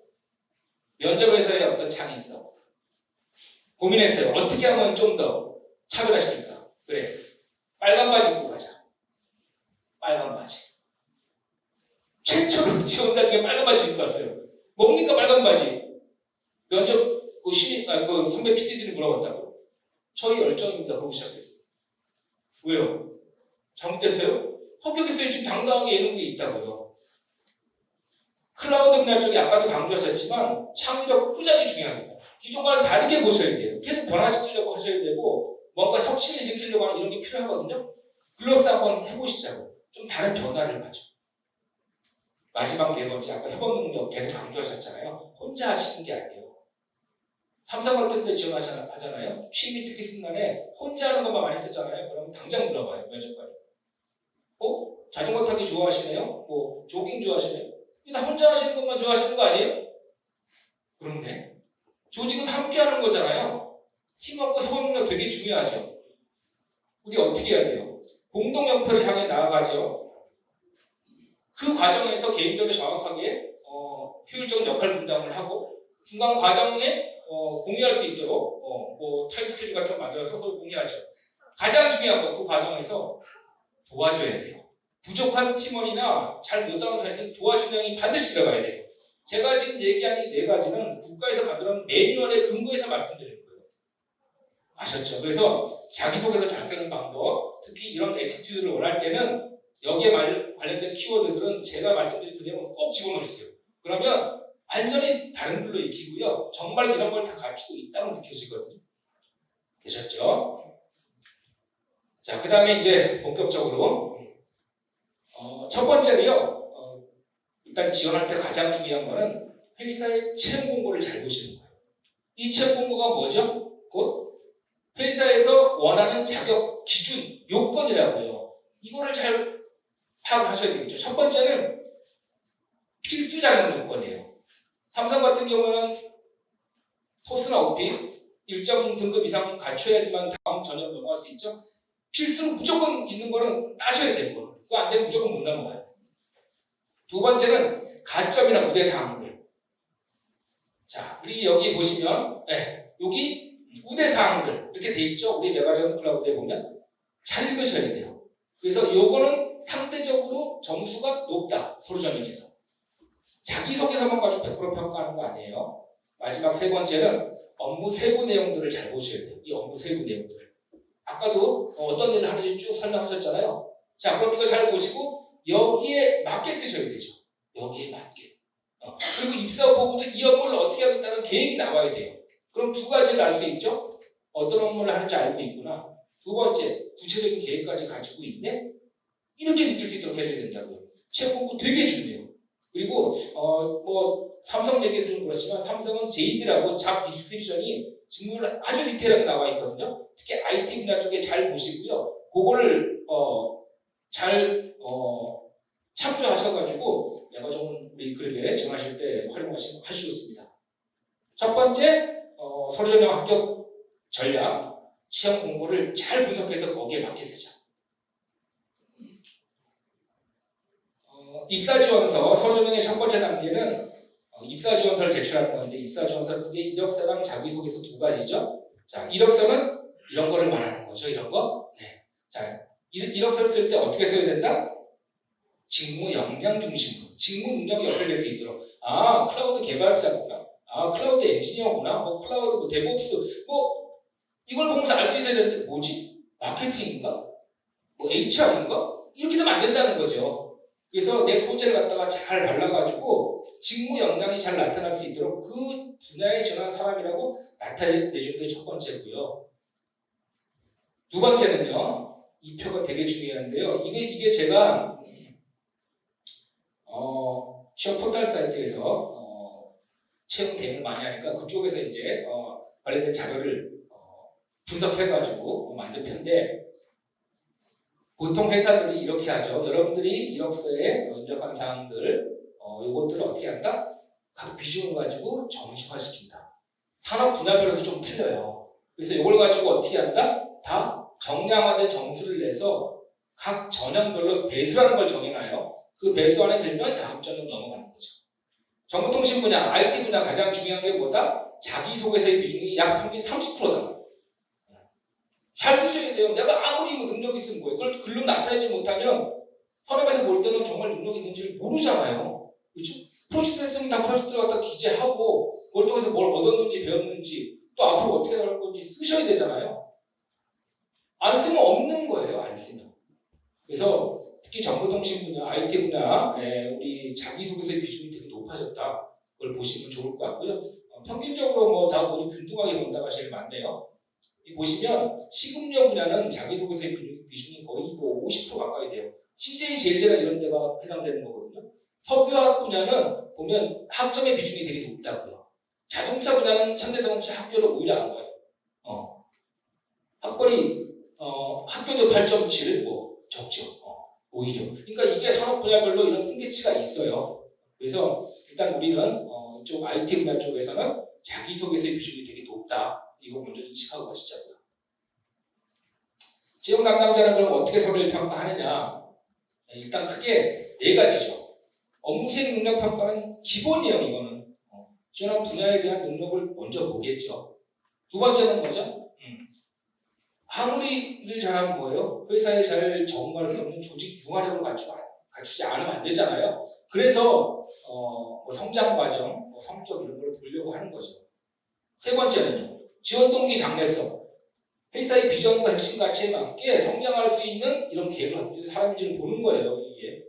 네 번째는 문서 작성 능력도 보는 거죠. 이거 어떻게 봐요? 상대적으로 봐요. 여기 계신 분들 똑같은 항목 드리고 써서 내서 딱 보잖아요. 그냥 비교돼요. 잘 쓴 사람하고 못 쓴 사람하고. 그래서 어떻게 써야지 잘 쓰는 것도 제가 알려드릴 거고요. 기본적으로 이 네 가지를 보고 마지막은 이걸 가지고 면접에 기초 자료를 활용된다. 그래서 자기소개서 잘 쓰셔야 돼요. 자기소개서 어떻게 평가되느냐, 그런 평가 그 예시를 한번 알려드릴게요. 제가 수많은 기업들 현업에 있을 때도 실제로 평가를 했지만 나와서도 제가 수많은 기업들의 평가 심사위원 활동을 하고 있는데 보통은 다 읽어요. 읽은 다음에 평가 기준이 등급이 있거든요. 이 등급에 따라서 한 명이 평가할 수도 있고 두세 명이 평가할 수도 있고 등급을 치면 A 플러스 받았다 그러면 20점이거든요. 그럼 이 기업의 자기소개서의 비중은 20%, 나머지 80%는 이력서에 있는 사람들 가지고 평가하게 되는 거죠.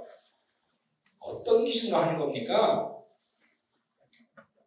이렇게 각 기준별로 세부 기준 내용이 나와 있거든요. 자, 우리가 하지 말아야 될 것들. 첫 번째, 한 항목에 작성하지 않거나 문항별로 동일한 답변을 갖다가 카피해서 갖다 붙인다거나 이런 건 안 하실 거예요. 두 번째는 지원회사 명칭 오류할 수 있어요. 메가점 클라우드 잘못 쓰면 안 돼요. 그렇죠? 다른 기업 거 이름 갖다가 붙이면서 다른 기업 거 쓰면 안 되겠죠. 이거 조심하셔야 돼요. 카피하다 갖다 붙이다가 이런 일이 종종 발생하거든요. 세 번째, 1500자 쓰래요. 글자수 제한이 있는. 무슨 1500자씩만 써? 500자만 쓰면 되지. 감점당해요. 왜? 작성의 충실도가 떨어진다고 판단을 해요. 최대한 글자 수에 맞추시는 겁니다. 1000점은 최소한 900자 이상, 500자면은 450자 이상. 그렇죠? 나중에 면접관이 보기에도 여백이 많으면 충실하지 않다고 느낄 수 있어요. 오탈자까지 와요. 오탈자까지. 유의하셔야 됩니다. 이렇게 하면 거의 최하 등급이에요. 이거 아니면 B 플러스 등급이죠. B나 B뿔. 우리는 이제 A 플러스 가장 고득점 받는 방법 이제부터 차근차근 말씀드릴게요. 일단 첫 번째로 지켜야 될 두 가지 원칙이 있습니다. 요거 맞추시면 또 첨삭해 드릴게요. 첨삭 마음에 안 드시면 커피 쿠폰 쏴드리겠습니다. 지금. 이것만은 꼭 지켜야 된다. 제 기준입니다. 제 기준. 뭐가 있을까요? 이것만은 하지 말아야 된다. 아까 갈 때까지 가신 분 한번 될 때까지 한번 해볼까요? 이것만은 너무 고립하거나 얘기 많이 하고. 비슷했어요 거의. 네, 다들 할 얘기를 하는 거죠. 근데 아니에요 정답. 네, 죄송합니다. 네. 거짓말하자. 네, 근데 거짓말 조금씩 다 하더라고요. 그냥 심한 것만 안 하면 되지 않나 어떻게 그냥 그렇죠? 첫 번째는요. 맞춤법에 좀 틀릴 수 있어도 뭐 탈락 되진 않을 것 같은데 첫 번째는 제가 강조하는 거예요. 밤에 쓰지 말아요. 오늘 저녁에 가서 한번 자기소개서 특강 들었는데 한번 클라우드 우리 메가점 클라우드 한번 지원 자기소개서 써봐야지. 새벽 1시 2시에 스탠드랑 켜놓고 조용하죠. 네. 마음도 잘 가라앉는데 창밖 보니까 이제 눈이 비루박해서 겨울비가 내려요. 추적추적. 성장 과정 쓰래. 지금까지 정말 힘들게 살아왔거든요. 그러니까 눈가가 촉촉해지는 거죠. 한 방울 뚝 떨어지면서 어렸을 적부터 혼자 있기를 좋아했던 아이였어요. 작은 시골 마을에서 태어난 저는 피곤한 걸 하시는 날 밤 뭘 써요? 소설을 쓰죠. 자소설. 감성적으로 써죠. 이렇게 되면. 그래서 저는 밤에 쓰지 말라는 의미가 이성적으로 쓰죠. 기업에 계신 분들 다 수치로 뭔가를 다 표현하지 감성적으로 쓰시는 분 단 하나도 없어요. 네. 두 번째는요. 기분 좋을 때 긍정적인 생각 가지고 쓰자. 네. 딱 보면 알아요. 벌써 긍정적인 지원자이신지 아니면 부정적인 지원자이신지. 특히 여러분들 비록 뭐만 아닐지라도 뭐만 할 수 없었지만 비전공자이지만 그걸 왜 쓰죠 굳이? 먼저 물어보지도 않았는데 네. 두 가지를 항상 지키면서 기본을 깔고 가시자고요. 이성적으로 쓰자. 두 번째 긍정적인 생각 가지고 쓰자. 실패하는 문장들 이런 거 안 좋죠. 감정 실패한 거 열받았습니다. 과장 문장 재수라는 거대한 벽을 딛고 이런 거 네. 뻔한 속담 이런 거 100% 밤에 쓴 거예요. 늘 혼자 다니던 아이였습니다. 솔직히 지원회사에서 잘 몰랐습니다. 굳이 부정단어, 즉흥단어, 방역문장 자기과시 안 좋죠. 제가 공기업 심사하면서 가장 점수를 최하준 점수의 한 문장씩 갖고 와봤어요. 저를 반드시 채용해야 하는 이유는 없습니다. 에이? 그래요? 그럼 뭔가 하여튼 얘기하려고 하는데 이런 걸 왜 쓰죠? 특별하게 타인과 갈등을 겪은 경험이 없습니다. 뭔가요 이게? 소통을 안 하겠다는 얘기죠. 이런 게 100% 밤에 썼다는 거예요. 보세요. 초등학교 시절 우리가 시골에 작은 단독주택에 살았습니다. 그 시절 바닷가에 그곳에 겨울이 온전히 추웠습니다. 이걸 제가 왜 읽고 있어야 되죠? 저는 절박합니다. 잘생기고 키가 크지도 않습니다. 게다가 나이도 많습니다. 이게 뭐냐고요? 열정에 대해서라 그랬더니 고등학교 때까지는 공부에 미치고 대학에서는 사람에 미치고 술에 미치고 너무하죠 진짜 예? 안 돼요 이렇게 쓰시면. 자 그럼 어떻게 해야지 긍정적인 표현이냐? 메가적 클라우드의 어떤 시스템에 신선함을 느꼈습니다. 이런 어떤 제가 어떻게 기여할 수 있다고 생각합니다. 이런 제도들이 제 마음을 벅차게 했습니다. 항상 가슴으로 대한민국 감동을 전하는 클라우드 엔지니어가 되겠습니다. 사소한 것에 관심, 노력, 성과, 비전 공유, 인연의 끈, 목표의식, 성취감, 자신감. 어디 안 좋은 문장이 있어요. 어디에 새로운 방식과 열정, 과제. 내 좋은 경험에 아주 좋은 양면들이 쳐지는 거예요. 더 돋보이는 거죠. 난 항상 긍정적인 지원자다가 글로서 나타나지는 거거든요. A 플러스 받는 방법 먼저 두 가지씩으로 말씀드릴게요. 두 가지씩 좋아해요. 저는 결론부터 먼저. 첫 번째, 요리하라. 제가 셰프 책 썼잖아요. 자기소개서는 요리의 레시피다. 첫 번째 레시피, 맛있는 요리 만드는 방법, 신선한 재료 쓰자. 클라우드 엔지니어 분야에서 갖고 있는 직무 관련된 인턴 등 실무 경험, 직무 관련된 공모전 등 경진 내용, 직무 관련된 자격증, 직무 관련된 동아리, 직무 관련된 학회 등등 직무 관련된 다양한 소재를 쓰면 당연히 관심 가죠. 부족한데 그거 모르나요? 앞쪽으로 배치시켜 주셔야 돼요. 앞쪽으로. 맨 앞에 탈춤 동아리 쓰시는 분이 계세요. 편의점 아르바이트. 개발자하고 엔지니어 무슨 상관이죠? 태도적인 측면은 뒤쪽으로 빼시고요. 직무 관련된 프로젝트 쓰면 프로젝트 경험을 계속 쓰시는 거예요. 만약 부족하다? 싸우셔야 돼요. 안 돼요. 네. 오늘 아까 직무 관련된 소개 잘 해주셨잖아요. 이거 원래 사이트에서는 돈 내고 그거 받는 거예요. 코멘토라는 사이트 들어보셨나요? 코멘토? 거기 직무, 현직자 멘토링, 부트캠프 다 유료로 해요. 오늘 돈 다 벌었고 가시는 거예요. 그 직무 관련된 다양한 이런 활동들을 모두 적어주시는 거죠. 두 번째는요. 이게 해물탕이거든요. 물회거든요. 물회. 먹고 싶은 마음이 들죠. 왜? 데코레이션이 잘 돼 있거든요.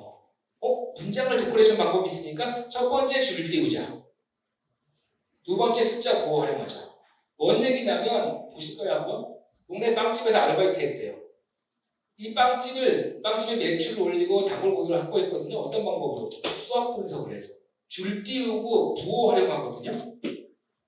빵집에 쓰라는 게 아니라 내가 프로젝트 했어요. 프로젝트를 이렇게 분석하거나 아니면 메가적 클라우드를 수학 분석해서 앞으로 어떤 것들을 더 살리고 어떤 것들을 더 권하겠다 하늘을 확 들어오지 않을까요? 줄구로 20줄, 30줄 그냥 붙여 쓰는 사람이 있어요. 못 읽어요. 경력사 분 계시잖아요. 경력 기술서 어떻게 써요? 다 이렇게 개조식으로 써요. 이런 것들을 어떻게 해요? 자기소개서 중간에 내가 어필하고자 할 때 딱 중간에 넣어버리는 거예요.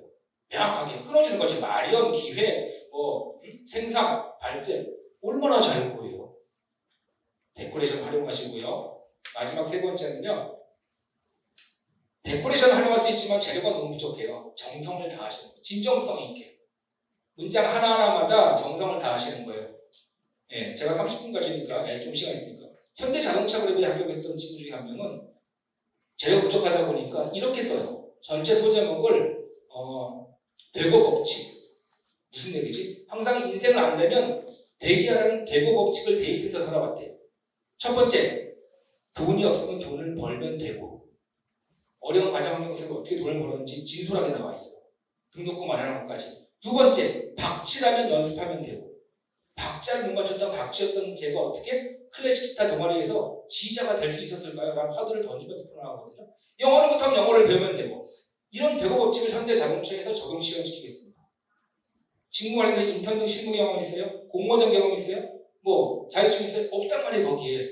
근데 읽어보면 아까 그랬죠. 열정, 하고자 하는 의지가 느껴져요. 어디 이렇게 내려놔도 스스로 살아나갈 수 있는 이런 강인한 도전 정신이 느껴지거든요. 정성을 다 하셔야 돼요. 재료가 부족할수록. 아셨죠? 그 세 가지만 하시면 됩니다. 자, 그 다음에 공식 알려드릴게요. 스타기법 들어보셨죠? 스타기법. 이제는 알았어요. 이제 써내려 가야 될 거 아니에요. 자, 어떻게 써요? 짧은 글 500자 이내는 스타기법을 활용하는 거예요. 제가 어디에서 무슨 활동을 했을 당시 시츄에이션, 태스크, 이런 어려움 또는 이런 과제가 있었는데 액션, 제가 이런 활동을 통해서 행동을 통해서 리절트, 이런 결과가 있었습니다. 조금 여유 있다면 그걸 통해서 테이큰, 이런 것들을 배웠습니다. 간략하죠 아주. 면접 때도 스타기법 활용하시면 돼요. 자, 근데 500자 이상, 1000자 이상 그때는 좀 더 우리 발전시켜 보자고요. 소제목 달아주자고요. 나만의 인생 살기 궁금하거든요. 10초의 대화로 100만 원 만들기 궁금해요. 아래 내용이. 그래서 소제목 달아주시고요. 그 다음에 두 알씩으로 내가 얘기하고자 하는 내용 갖다가 밑에 전체를 한두 문장으로 정의하는 거예요. 자, 보세요. 신라호텔 합격했던 친구는 성장 과정 쓸 때 나의 인생을 이렇게 얘기를 해요. 소제목 도전에 도전을 더하다. 궁금하죠? 도전이 제게 가져다준 성취감과 자신감은 이내 도전하면 무엇이든지 이룰 수 있다는 제 삶에 강한 원동력이 되어줬습니다. 그 다음에 경험 갖고 오는 거예요. 상황. 퀄러티가 완전 틀려져요. 그래서 여러분이 생각하는 클라우드 엔지니어가 무엇인지에 대한 정의를 한다든지 내가 어떤 태도가 중요하다고 생각한다든지 하고 그 다음 풀어나가시는 거예요. 어떻게? 경험 갖고 오시고 구체화시켜 주시고 구체화시킬 때 항상 어려움을 제기해라. 문제를 제기해라. 그냥 읽으면 재미 하나도 없어요. 열심히 했다 하지 마시고요. 몇 명과 함께 며칠 동안 몇 회 이상 수치화시키셔야 돼요. 그래야지만 더 와닿겠죠. 잘했다가 비록 좋은 결과 없었지만 안 돼요. 정량화된 성과 또는 정성적인 평가 내용 가져오셔야 돼요. 그 다음 마지막 앞으로 입사 후에 어떻게 하겠습니다라는 각오. 더 잘 쓴 거는 줄 띄워서 숫자 보호 활용해서 가독성도 높여주는 방법. 그래서 요것만 알고 계시면은요 아주 유용하게 활용할 수 있고요. 짧은 글은 스타 기법으로 면접 때도 요거 활용하시면 돼요. 됐죠? 자, 성장 과정. 성장 과정 뭐죠? 삼성도 성장 과정이 나옵니다. 이번 문항에 나와 있거든요. 기업에서는 조직 융화적인 측면에서 여러분들의 가치관 인성을 보려고 하는 거예요. 어떻게 해야 된다? 올바른 가치관, 인성을 느낄 수 있도록 해줘야 된다. 회사의 핵심 가치, 비전 인재상 먼저 확인하시고 하는 것도 되게 좋은 방법이에요. 그게 나의 가치관과 부합된다면. 자, 메가전 클라우드에 합격했던 합격자 예시를 한번 볼까요? 제가 먼저 뭐라 했습니까? 소제목, 모험을 즐기는 개발자. 궁금한 거야, 아래 내용이. 내 인생을 어떻게 해라? 정의해라. 도전과 열정의 키워드가 나를 성장시켰습니다. 간단하게 정의하고, 그 다음 확보해줘. 대학 시절 또는 최근의 경험을 갖고 오시는 거, 시츄에이션. 갖고 할 때 어떻게 해라? 불편을 느꼈다. 문제를 제기하시는 거예요. 그 다음 그 문제를 풀어나갈 때 수치화시키고. 그 다음에 성과를 얘기하고. 마지막 앞으로 입사해서 어떻게 하겠다는 각오. 줄 띄워주고. 문단 구분해주는 거죠. 끝. 성장 과정에서 도전정신 열정만 느껴지면 돼요. 그럼 1000자, 1500자는요? 두 가지 경험 갖고 쓰시면 돼요. 두 가지 경험. 보통 500자를 가지고 한 가지 경험 갖고 많이 쓰거든요. 1000자 이상이다 그러면 두 가지 경험 갖고 쓰시면 되죠. 하나 시스템 ICT 합격자 볼까요? 제 삶의 도전은 뭔가 성장 과정은 성장했습니다. 살아봤습니다. 또는 삶이라는 게 들어가는구나. 그렇죠? 그냥 정의하면 이게 성장 과정이야? 이렇게 느낄 수 있어요. 그래서 저는 이렇게 살아왔습니다. 제 삶은 성장해왔습니다. 이런 단어가 들어가면 더 좋죠. 그 다음에 1초를 향한 도전. 또 마찬가지로 경험, 부갈식, 문제제기, 수치화하면서 구체화, 성과 정량화, 평가 내용, 정성적인 거, 마지막 각오. 끝! 이것만 느껴지면 돼요. 능동적인 거. 수동적이지 않은 거. 끝. 가치관. 두 번째, 지원 동기 가장 어려워하죠. 지원 동기 쓸 때 어떻게 해야 되죠? 지원자의 명확한 목적성. 그냥 우연히 무작정 무관심한 느낌 나면 안 돼요. 회사에 대한 어떤 분석 내용만 다 써도 안 돼요. 그건 없는 사람 다 쓸 수 있잖아요. 그러면 회사에 관심 갖게 된 계기를 써야 된다. 계기. 처음에 계기가 뭐예요? 대학교 때 AWS 클라우드 특강을 듣고 클라우드 기반 서비스 개발 공모전에서 대상을 차지하면서부터 관심을 갖게 되었다. 우연이 아니구나. 계속 대학 시절부터 관심을 갖고 지속적으로 노력을 해왔구나. 그 다음 내강점 클라우드 엔지니어 전문가 과정을 수료하면서 역량을 키웠습니다. 내가 좀 클라우드 이렇게 좋은 회사입니다. 들어가서 이렇게 기여하고 싶어서 지원하게 되었습니다. 아주 명확하죠. KT 볼까요? IT 컨설팅 직무. 처음에 언제 관심 가졌어요? 전공에서 프로젝트 경험하면서. 그 다음 어떻게 했어요? 인턴하면서 전체적인 업무 프로세스를 파악했대요. KT는 이렇게 좋은 회사래요. 입사해서 이렇게 기여할 수 있다고 판단되어서 지원하게 됐습니다. 명확하지 않나요? 그러니까 처음에 계획이, 관심 갖게 된 계획이 2년 이런 걸 잘 쓰셔야 돼요. 없다면 만들면 돼요. 오늘 내가 좀 클라우드 관심 갖게 된 계획이 여기 참 있던 경험을 쓰자고요. 우연 아니잖아요. 앞에 쓰면은 이런 사람 입장에서 그때 왔었어? 관심이 있었으니까 왔었겠지. 굳은 날씨에? 당연히 관심을 갖겠죠. 그 다음에 그동안 여러분들이 키웠던 역량 그걸 가지고 앞으로 어떻게 기여하겠다. 또 메가존 클라우드 늦게 좋은 회사다. 그럼 아주 좋은 지원 동기가 되는 거죠. 그렇죠? 입사 후 볼까요? 이게 가장 쓰기 어려워요. 왜? 직무를 이해 못하면 쓸 수가 없어요. 열심히 하겠습니다. 최선을 다하겠습니다. 아니에요. 기본이잖아요. 그게 무슨 입사 후 보고예요. 그래서 아까 직무 소개 다 해주셨잖아요. 팀장님이. 정확하게 이해하시고 거기다 구체적인 계획까지 제시하셔야 돼요. 볼까요? 자, 메가존 클라우드. 장기적으로는 제가 이렇게 하고 싶습니다. 자, 그러고 해서 단기적으로는 이렇게. 중기적으로는 이렇게. 장기적으로는 이렇게 하겠습니다. 열심히 하겠습니다. 최선을 다하겠습니다. 선배들의 말을 스펀지처럼 받아들여서 기본이에요. 그걸 여기 쓰시는 거 아니거든요. 직무 중심으로 쓰셔야 된다. 하나 시스템. 네. 단기적으로, 중기적으로 직무 관련된 내용을 쓰거든요. 직무 파악 잘 하셔야 되고요. 자, 일단 채용 공고상의 업무 세부 내용 잘 보시고, 두 번째는 홈페이지 들어오셔가지고 거기 있는 내용들 다시 한번 확인하시고, 세 번째는 현직자의 도움 많이 받으셔가지고 실제로 이게 현실적인지 마지막 확인을 하시는 거예요. 마지막 성격의 장단점. 첫 번째 장점 위주로 쓰자. 3분의 2가 장점. 왜냐면 장단점 써야 돼. 단점 갖고 막 장점화 시켰다는 사람이 있는데 장점 위주로 쓰시자고요. 나를 어필하는 거잖아요. 나의 좋은 면을 먼저 보여드리자고요. 먼저 정의하시고 정리하고 기록하는 거. 그 다음에 왜 그런지에 대한 얘기. 장점이 이만큼 3분의 2. 단점은 치명적이지 않은 거. 간혹 보면 솔직히 말해서 저는 좀 게으른 편인데 웃으시는 분이 계세요. 기업에서 좋아할까요? 안 좋아한다고. 또 단점 중에 안 좋아하는 거 있어요. 완벽주의. 그 다음에 승부욕이 강하다. 자기주장이 강하다. 안 좋아요. 왜요? 갈등이나 분쟁을 일으킬 소지가 커요. SK 하이닉스 면접 볼 때도 저는 승부욕이 강합니다. 제일 첫 문장에 썼던 여학생이 있었거든요. 승부욕이 강하시다고요? 이기적인 면이 있으신 거 아니에요?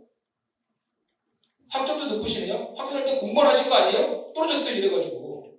그래서 지나치게 강한 건 바람직하지 않아요. 그래서 차라리 단점 중에 예를 들자면 거절을 잘 못한다. 싫은 소리를 잘 못한다. 차라리 나요. 왜냐면 갈등이나 분쟁의 소지는 적거든요. 자, 그래서 이것도 보게 되면 좀 철저한 성격 때문에 이렇게 완벽주의를 좀 완화시켰죠. 자, 이것 단점도 역시 소재를 가지고 경험을 가지고 간략하게 이렇게 개선해 나가고 있습니다. 개선 의지가 되게 중요한 거죠. 장단점은 장점 위주로 3분의 2 예시를 들어서 써주고 단점을 최소화 경험으로 근거 제시 됐죠? 자, 이제 5분 마지막 남았으니까 제가 마지막 기업에서 원하는 인재상에 대한 말씀을 드리면서 끝내도록 할게요. 공통적인 인재상 크게 3가지예요. 적극적이고 열정을 가진 인재. 당연히 좋아하겠죠. 두 번째, 혁신적이고 창의적인 인재. 마지막 협력하고 긍정적인 인재. 앞서 제가 말씀드렸던 거죠. 여러분 열정 다 하고 계십니까? 오분맥주 학교 간 여학생 중에 한 명은요. 집 주변에 있는 12군데 마트를 방문했어요. 그래서 오분맥주 숫자 또 하이트 맥주, 술을 다 세워가지고 비율을 산정해서 내가 입사해서 7대3으로 바꾸겠다는 이런 열정을 어필하거든요. SK 하이닉스 합격했던 친구는 면접장에서 저 체력이 가장 자신 있습니다. 체력 한번 보여드리겠습니다. 8급평이 10번을 했거든요. 합격했어요. 직무는 생산관리자. 자, 직무에 맞게 열정을 다하는 필요해요. 개발자 체력 필요하잖아요. 자, 10년 동안 웨이트 하면서 내가 이렇게 체력을 키웠습니다. 왜요? 그게 열정이고 노력인데요. 오랜 시간 동안. 그렇게 하시자고요. 그리고 제가 마지막 하나 드리고 싶은 말씀은 뭐냐면 개선점을 제안할 수 있어야 돼요. 회사에. 좋은 점들만 보지 마시고 당연히 보는 거고 먼저 말씀하시고 앞으로 어떻게 개선했으면 좋겠다는 개선 의지를 갖다 보여주시고요. 그걸 제안하셔야 돼요. 특히 포트폴리오에 좀 더 구체적으로 명시하면 더 좋겠죠. 네. 그래서 동종타사가 항상 비교하는 열정, 개선하려고 하는 의지 되게 중요한 첫 번째 기업에서 원하는 인재상이고요. 두 번째, 창의성이거든요. 과거에 현대 H팀에서 나왔던 인적성 시험 중에 하나예요. 뭐가 보입니까? 어떤 생각이 떠오릅니까?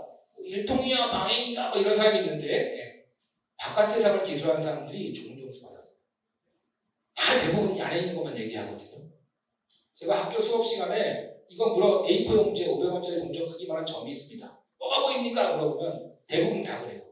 주사위요, 일장기요, 블랙홀이요, 사람 머리 위에서 본 거예요. 여백은 왜 안 보이죠? A4 용지 뒷면에 뭐가 써 있을 것 같습니다. 이 옆에는 뭐 책상이 있을 것 같습니다. 왜 이 얘기 안 하고 왜 다 이것만 보냐고요. 그러시면 안 되죠. 마지막 세 번째, 긍정성입니다. 아무리 좋은 능력 갖고 있어도요. 회사에서 잘 융화하지 못하면 절대로 직장 생활 오래 할 수가 없어요. 여러분들 너무 힘들고요. 만약에 여러분들이 면접관이라면 누구 뽑으실 것 같아요? 그쵸? 네, 2번. 이거 제가 해야 됩니까? 뭐 이런 표정 아닙니까? 이거 제가 한번 해보도록 하겠습니다. 얼마나 좋아요? 누구 뽑으실 것 같아요? 그쵸? 누가 보더라도. 함께 근무하고 함께 야근하고 밥 먹고 그럴 텐데 2번하고 같이 근무하고 싶겠냐고요. 여러 명이 있어요. 마찬가지로. 그쵸? 자세는 보지 마세요. 자세는 좀 불량합니다. 표정만 보시면 상대적으로 딱 나타나죠.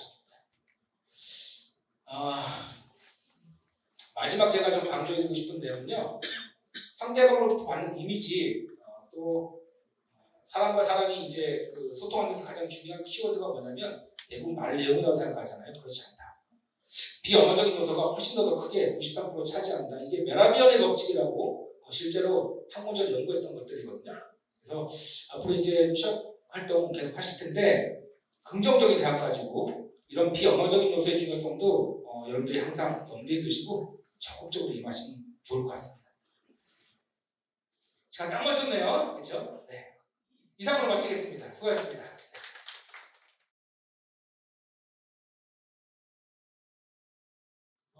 오늘 제가 이 자리에 나왔거든요. 사실 저희 정도 규모의 메가존 규모의 교육에서 어떤 교육 과정을 소개한다 좀 의아하게 생각하시는 분들이 좀 있을 겁니다. 근데 반대로 좀 한번 좀 생각해 주셨으면 좋겠어요. 과연 우리 클라우드라는 이 산업이 우리나라에 과연 언제쯤부터 들어오게 됐고 그리고 그 산업에 필요한 인력을 갖다가 과연 대학교에서 얼마만큼 양성을 하고 있는가. 이 측면으로 한번 좀 생각을 해보시면 저희 메가존이 왜 이 클라우드 분야의 교육을 여러분들한테 설명을 하고 직무에 대한 소개를 하고 클라우드 분야 쪽으로 취업을 하기 위해서 어떻게 여러분들이 준비를 해야 되는지를 소개하는지 한번 아실 수가 있을 겁니다. 긴 시간 말씀드리진 않을 거예요. 저희 메가존 클라우드는 저희 장장 대표님께서 말씀드렸다시피 크게 3개의 사업 분야를 가지고 있습니다. 디지털 에이전시 분야로 쉽게 생각하시면 여러분들 대형 사이트들 개발을 한다고 보시면 되고요. 아마 에이전시 많이 들어보셨을 거예요. 얼마 전에 드라마 대행사도 있습니다. 다음에 플랫폼 서비스입니다. 쉽게 생각하면 저희가 지금 여러분들한테 말씀드리고 있는 클라우드 사업. 다음에 마지막으로 디지털 마케팅 분야를 중점 사업으로 가지고 있고요. 그래서 저희 교육에 대한 부분도 그 3개 분야에 포커싱이 맞춰져 있다고 보시면 될 것 같습니다. 저희 메가존은 크게 보면은 2가지로 좀 요약을 할 수 있을 것 같아요. 국내 최초와 최고. 그래서 여기다 한 가지만 더 추가를 하도록 하겠습니다. 제가 지금까지 대표님들과 저희 경영진들도 느낀 점이 하나가 있는데 거기에 최선이라는 단어를 하나 더 붙이고 싶어요. 처음에 저희 대표님을 만나고 했을 때 대표님께서 저에게 하신 말씀이 교육을 필요로 하는데 우리는 고객사에게 교육 가지고 함께 제공을 필요성을 느낀다. 그러니까 고객을 유치하기 위한 차원이 아니라 이미 있는 고객들에게 그들이 필요로 하는 어떤 지원들을 갖다 많이 해주시기 위해서 그만큼의 최선을 다하신다는 것이죠. 자, 요 장표를 두고 내가 한참 고민했습니다. 이게 여러분들 히스토리에 대한 부분 저도 관심 있는 부분이 아니거든요. 근데 제가 여기서 다뤘던 부분은 먼저 저희가 2019년에 클라우드 전문 인력 양성 교육기관을 설립을 했습니다. 다음에 2021년에 대한민국 일자리 으뜸 기업이 있고요. 다음 22년 역시 마찬가지로 대한민국 일자리 으뜸 기업에 선정이 됐습니다. 자, 여기서 또 중심으로 보셔야 될 것은 서원대학교 ICT 융합의 클라우드 융합 제공을 저희와 함께 개발을 했습니다. 이게 저희가 클라우드 분야의 인력을 양성하기 위한 시작점이라고 보시면 됩니다. 자, 그래서 지금 저희 자체적으로 필요한 인력들, 그다음에 클라우드 산업의 인력 양성을 통한 산업 확산에 대한 부분에 중점을 두고 저희가 계속 경기도하고 다음에 부산시하고 다음에 저희 전국을 대상으로 한다라고 볼 수가 있겠지만 강남에서 K-디지털 트레이닝 사업을 계획하고 진행하고 있습니다. 자, 이거는 이제 저희가 쭉 히스토리상으로 보시면 될 것 같아요. 정부의 어떤 지원을 받지 않고 저희 메가존 자체적으로 필요한 인력을 양성하기 위해서 실무진들하고 저희 여기 계신 분은 저희 트레이너팀 강사님이신데 팀장님이십니다. 그래서 지속적으로 협업을 통해서 인력 양성 사업을 자체적으로 진행을 해왔었고요. 다음 이거는 경기도 21년부터 저희가 진행하는 경기도 이제 인력 양성 사업을 보시면 여러분 누군지 많이 보신 분 아닌가요? 두 번째 세션을 담당하셨던 저희 현지한 팀입니다. 이거는 이제 부산 인력 양성 사업입니다. 지금 이제 2기수까지 수립했고 여기 저희 이제 부산 사업이잖아요. 그래서 프로젝트 발표를 부산정보산업인력 양성 사업단에서 진행하는 곳에서 하지 않고 가급적이면 저희 기업으로 자꾸 오게끔 그래서 직접 눈으로 보고 같이 할 수 있는 분위기 자꾸 만들어주고 있고 그러니까 지금 제가 쭉 다 보여드리는 것들을 보면 함께라는 곳에 가치가 있다고 보시면 돼요. 단순하게 그냥 강의하고 알아들었지? 이거 한번 만들어봐? 이게 끝이 아니라 가급적이면은 실무진들과 함께 다음에 우리 기업, 우리 메가존과 함께 할 수 있는 교육 시스템을 만들어가고 있습니다. 자, 저희가 또 하고 있는 게 혹시 2019년에 저희 설립됐을 때 공인교육, AWS 공인교육센터로 지정이 돼서 공인교육을 진행을 하고 있고 그 후에 구글 클라우드인 GCP 공인교육까지도 저희가 진행을 하고 있습니다. 전부 다 직무 중심이라고 보시면 돼요. 아까 말씀드렸던 아키텍처에 대한 부분이 있죠. 다음에 개발. 다음 이제 보급화되어 있는 보급 아키텍처. 원래 없었어요. 19년만 하던 이 분야들이. 근데 점점 직무가 고도화되다 보니까 거기에 맞춰지게 됩니다. 역시 GCP 쪽도 이제 마찬가지로 보시면 될 것 같아요. 설명 안 드렸는데 중국 차이나 클라우드 중에서 가장 큰 알리바바 클라우드도 저희가 공인교육을 진행하고 있습니다. 저희 메가존의 가장 중점적인 교육 내용을 한다면 메가존 클라우드 체험 연계형으로 진행을 하고 있다는 겁니다. 저희가 사실 인력 양성을 하면서 돈을 벌려고 하는 목적은 아니겠죠. 저희 메가존. 가장 중요한 건 우수한 인재를 정확하게 실무에서 필요하게끔 역량을 개발시키고 저희 메가존의 인재를 채용하기 위해서 점이라고 보시면 될 것 같고요. 그리고 현직자 멘토링이 진행되고 그다음에 협업과 동일한 클라우드 환경을 최대한 활용해서 교육을 이루어집니다. 저희 이 클라우드 사용료가 되게 많이 들어요. 그다음에 검증된 강사진으로 지금 공인 강사가 제가 50%가 넘습니다. AWS 공인 강사, GCP 공인 강사, 그다음에 MS 공인 강사라고 해야 되고 MCT라고 얘기하거든요. MCT도 계시고, 그다음에 자기바바 클라우드의 공인 강사도 저희가 공유하고 있죠. 자, 그래서 저희가 이제 예정되어 있는 인재 양성 사업에 있어서는 지금 현재 이제 진행되고 있습니다. 42명이 지금 여기 2층에서 지금 강의를 지금 듣고 계시고요. 기본적으로 이제 120일을 저희가 기본으로 조금 부족합니다. 예, 부족한데 너무 또 길면은 강의를 들으시는 분들도 굉장히 어려움이 있기 때문에 121을 좀 한계치를 좀 보고 있고요. 저희가 또 진행할 과정으로는 요즘 아까 말씀하신 어느 정도 시큐리티에 대해서 말씀이 있었는데 클라우드가 이제 어느 정도 산업에 정착을 하면서 대두화되고 있는 거가 바로 이 보안부입니다.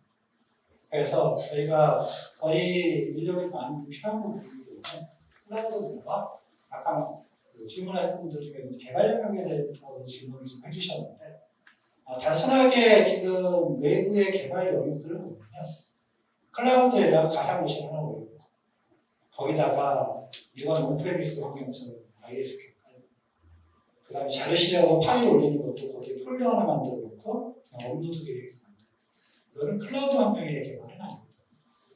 그래서 정확하게 사스 기반의 어떤 개발자 과정을 양성을 하기 위해서 교육 내용을 보면은 굉장히 어려운 부분들이 많이 있어요. 전부 다 각각의 클라우드에서 제공하는 API들을 직접적으로 활용해서 개발하는 그런 내용들을 저희들이 구성되어 있는 과정이라고 보시면 됩니다. 좀 아쉽게 이 과정이 저희가 12월 20일 날 개발했어요. 6월 20일 날 끝나게 되고 그 이후에 이 2개 과정들이 진행이 됩니다. 자, 이제 저희 메가전만의 특성이라고 볼 수 있는 온라인 사업. 첫 번째로 보시는 것처럼 학자은행인데요. 저희가 예전에 이제 오프라인에 대한 직무 교육을 진행하기 전까지만 하더라도 사실 일반적인 평생교육원의 학자은행은 크게 다를 바는 없다고 생각을 해요. 다만 저희 대표님께서 계속 말씀하시는 것 중에 하나가 학자은행들을 통해서 우리도 채용 시스템과 연계를 시켜보자는 말씀을 좀 많이 주셨고 그래서 저희도 연구하고 계속 추진하고 있는 거가 뭐냐면 단순하게 학점은 이제 학점만으로 끝나는 것이 아니라 물론 요 다음번에 보겠지만 온라인 교육에서 직무 교육으로 끝나는 것이 아니라 이 부분을 최대한 오프라인과 좀 연계를 시키고 요 교육 듣고 나서 하루 정도라도 세미 프로젝트라도 좀 해볼 수 있게끔 하다. 그리고 여러분들이 학점을 갖다가 특정 교과목에 대해서 이수를 하셨다라고 한다면 여러분들이 갖고 있는 기술이 정확하게 강의 내용을 알고 있는지에 대한 어떤 검증 단계를 한번 더 거친다. 그걸 통해서 여러분들 나름대로의 나의 기술력이라든가 역량을 확인해 보실 수 있는 그런 기회를 좀 제공을 하고자. 다음으로 저희 내부 임직원들 교육이요. 이 교육 자체는 추후에 여러분들한테도 제공할 수 있는 그런 기회를 제공할 겁니다. 저희 임직원들에 대한 교육 같은 경우라고 해서 반드시 이제 고급 레벨의 교육만 있는 것은 아니고요. 기초 레벨의 신입 직원들도 있거든요. 신입 직원들에 대한 교육사부터 해서 레벨업이 되는 고도화된 기술까지 그리고 신기술에 대한 부분까지 저희가 온라인 콘텐츠화 시키고 그래서 업무들이 많이 바쁘시니까 언제든지 교육을 받으실 수 있게끔 저희가 임직원들 교육을 준비 중입니다. 자, 그 다음 단계가 똑같은 온라인 콘텐츠고 직무 역량 교육이지만 제가 저희 임직원들에 대한 교육을 먼저 말씀드렸죠. 이 교육을 통해서 여러분들에게 지금 정말로 필요한 내용들을 좀 더 세분화시킬 수 있을 거라고 저희는 판단을 하고 있습니다. 그래서 현직자들이 직접 콘텐츠 개발에 참여를 하고 거기에 이제 저희 자체 내부 강사진들이 강의 스킬이라든가 또는 이제 전달력이라든가 이런 부분들에 대한 어떤 청원이라든가 이런 걸 통해 가지고 기술만 있다라고 해서 여러분들에게 온전히 그 기술력을 전달할 수 있는 건 아니지 않습니까? 그래서 가급적 여러분들이 쉽게 받아들일 수 있는 그런 콘텐츠를 개발해서 진행하고 하고자 계획하고 있습니다. 이렇게 해서 저희 메가존에서 진행하고 있는 오프라인 사업과 온라인 교육 사업. 근데 이 모든 것들의 가장 큰 중점은 여러분들의 인력을 양성, 저희가 인력을 양성해서 우리 메가존, 또는 우리 산업의 어떤 인력을 키우는 데 있다고 보시면 될 것 같습니다. 이상으로 마치도록 하겠습니다. 감사합니다.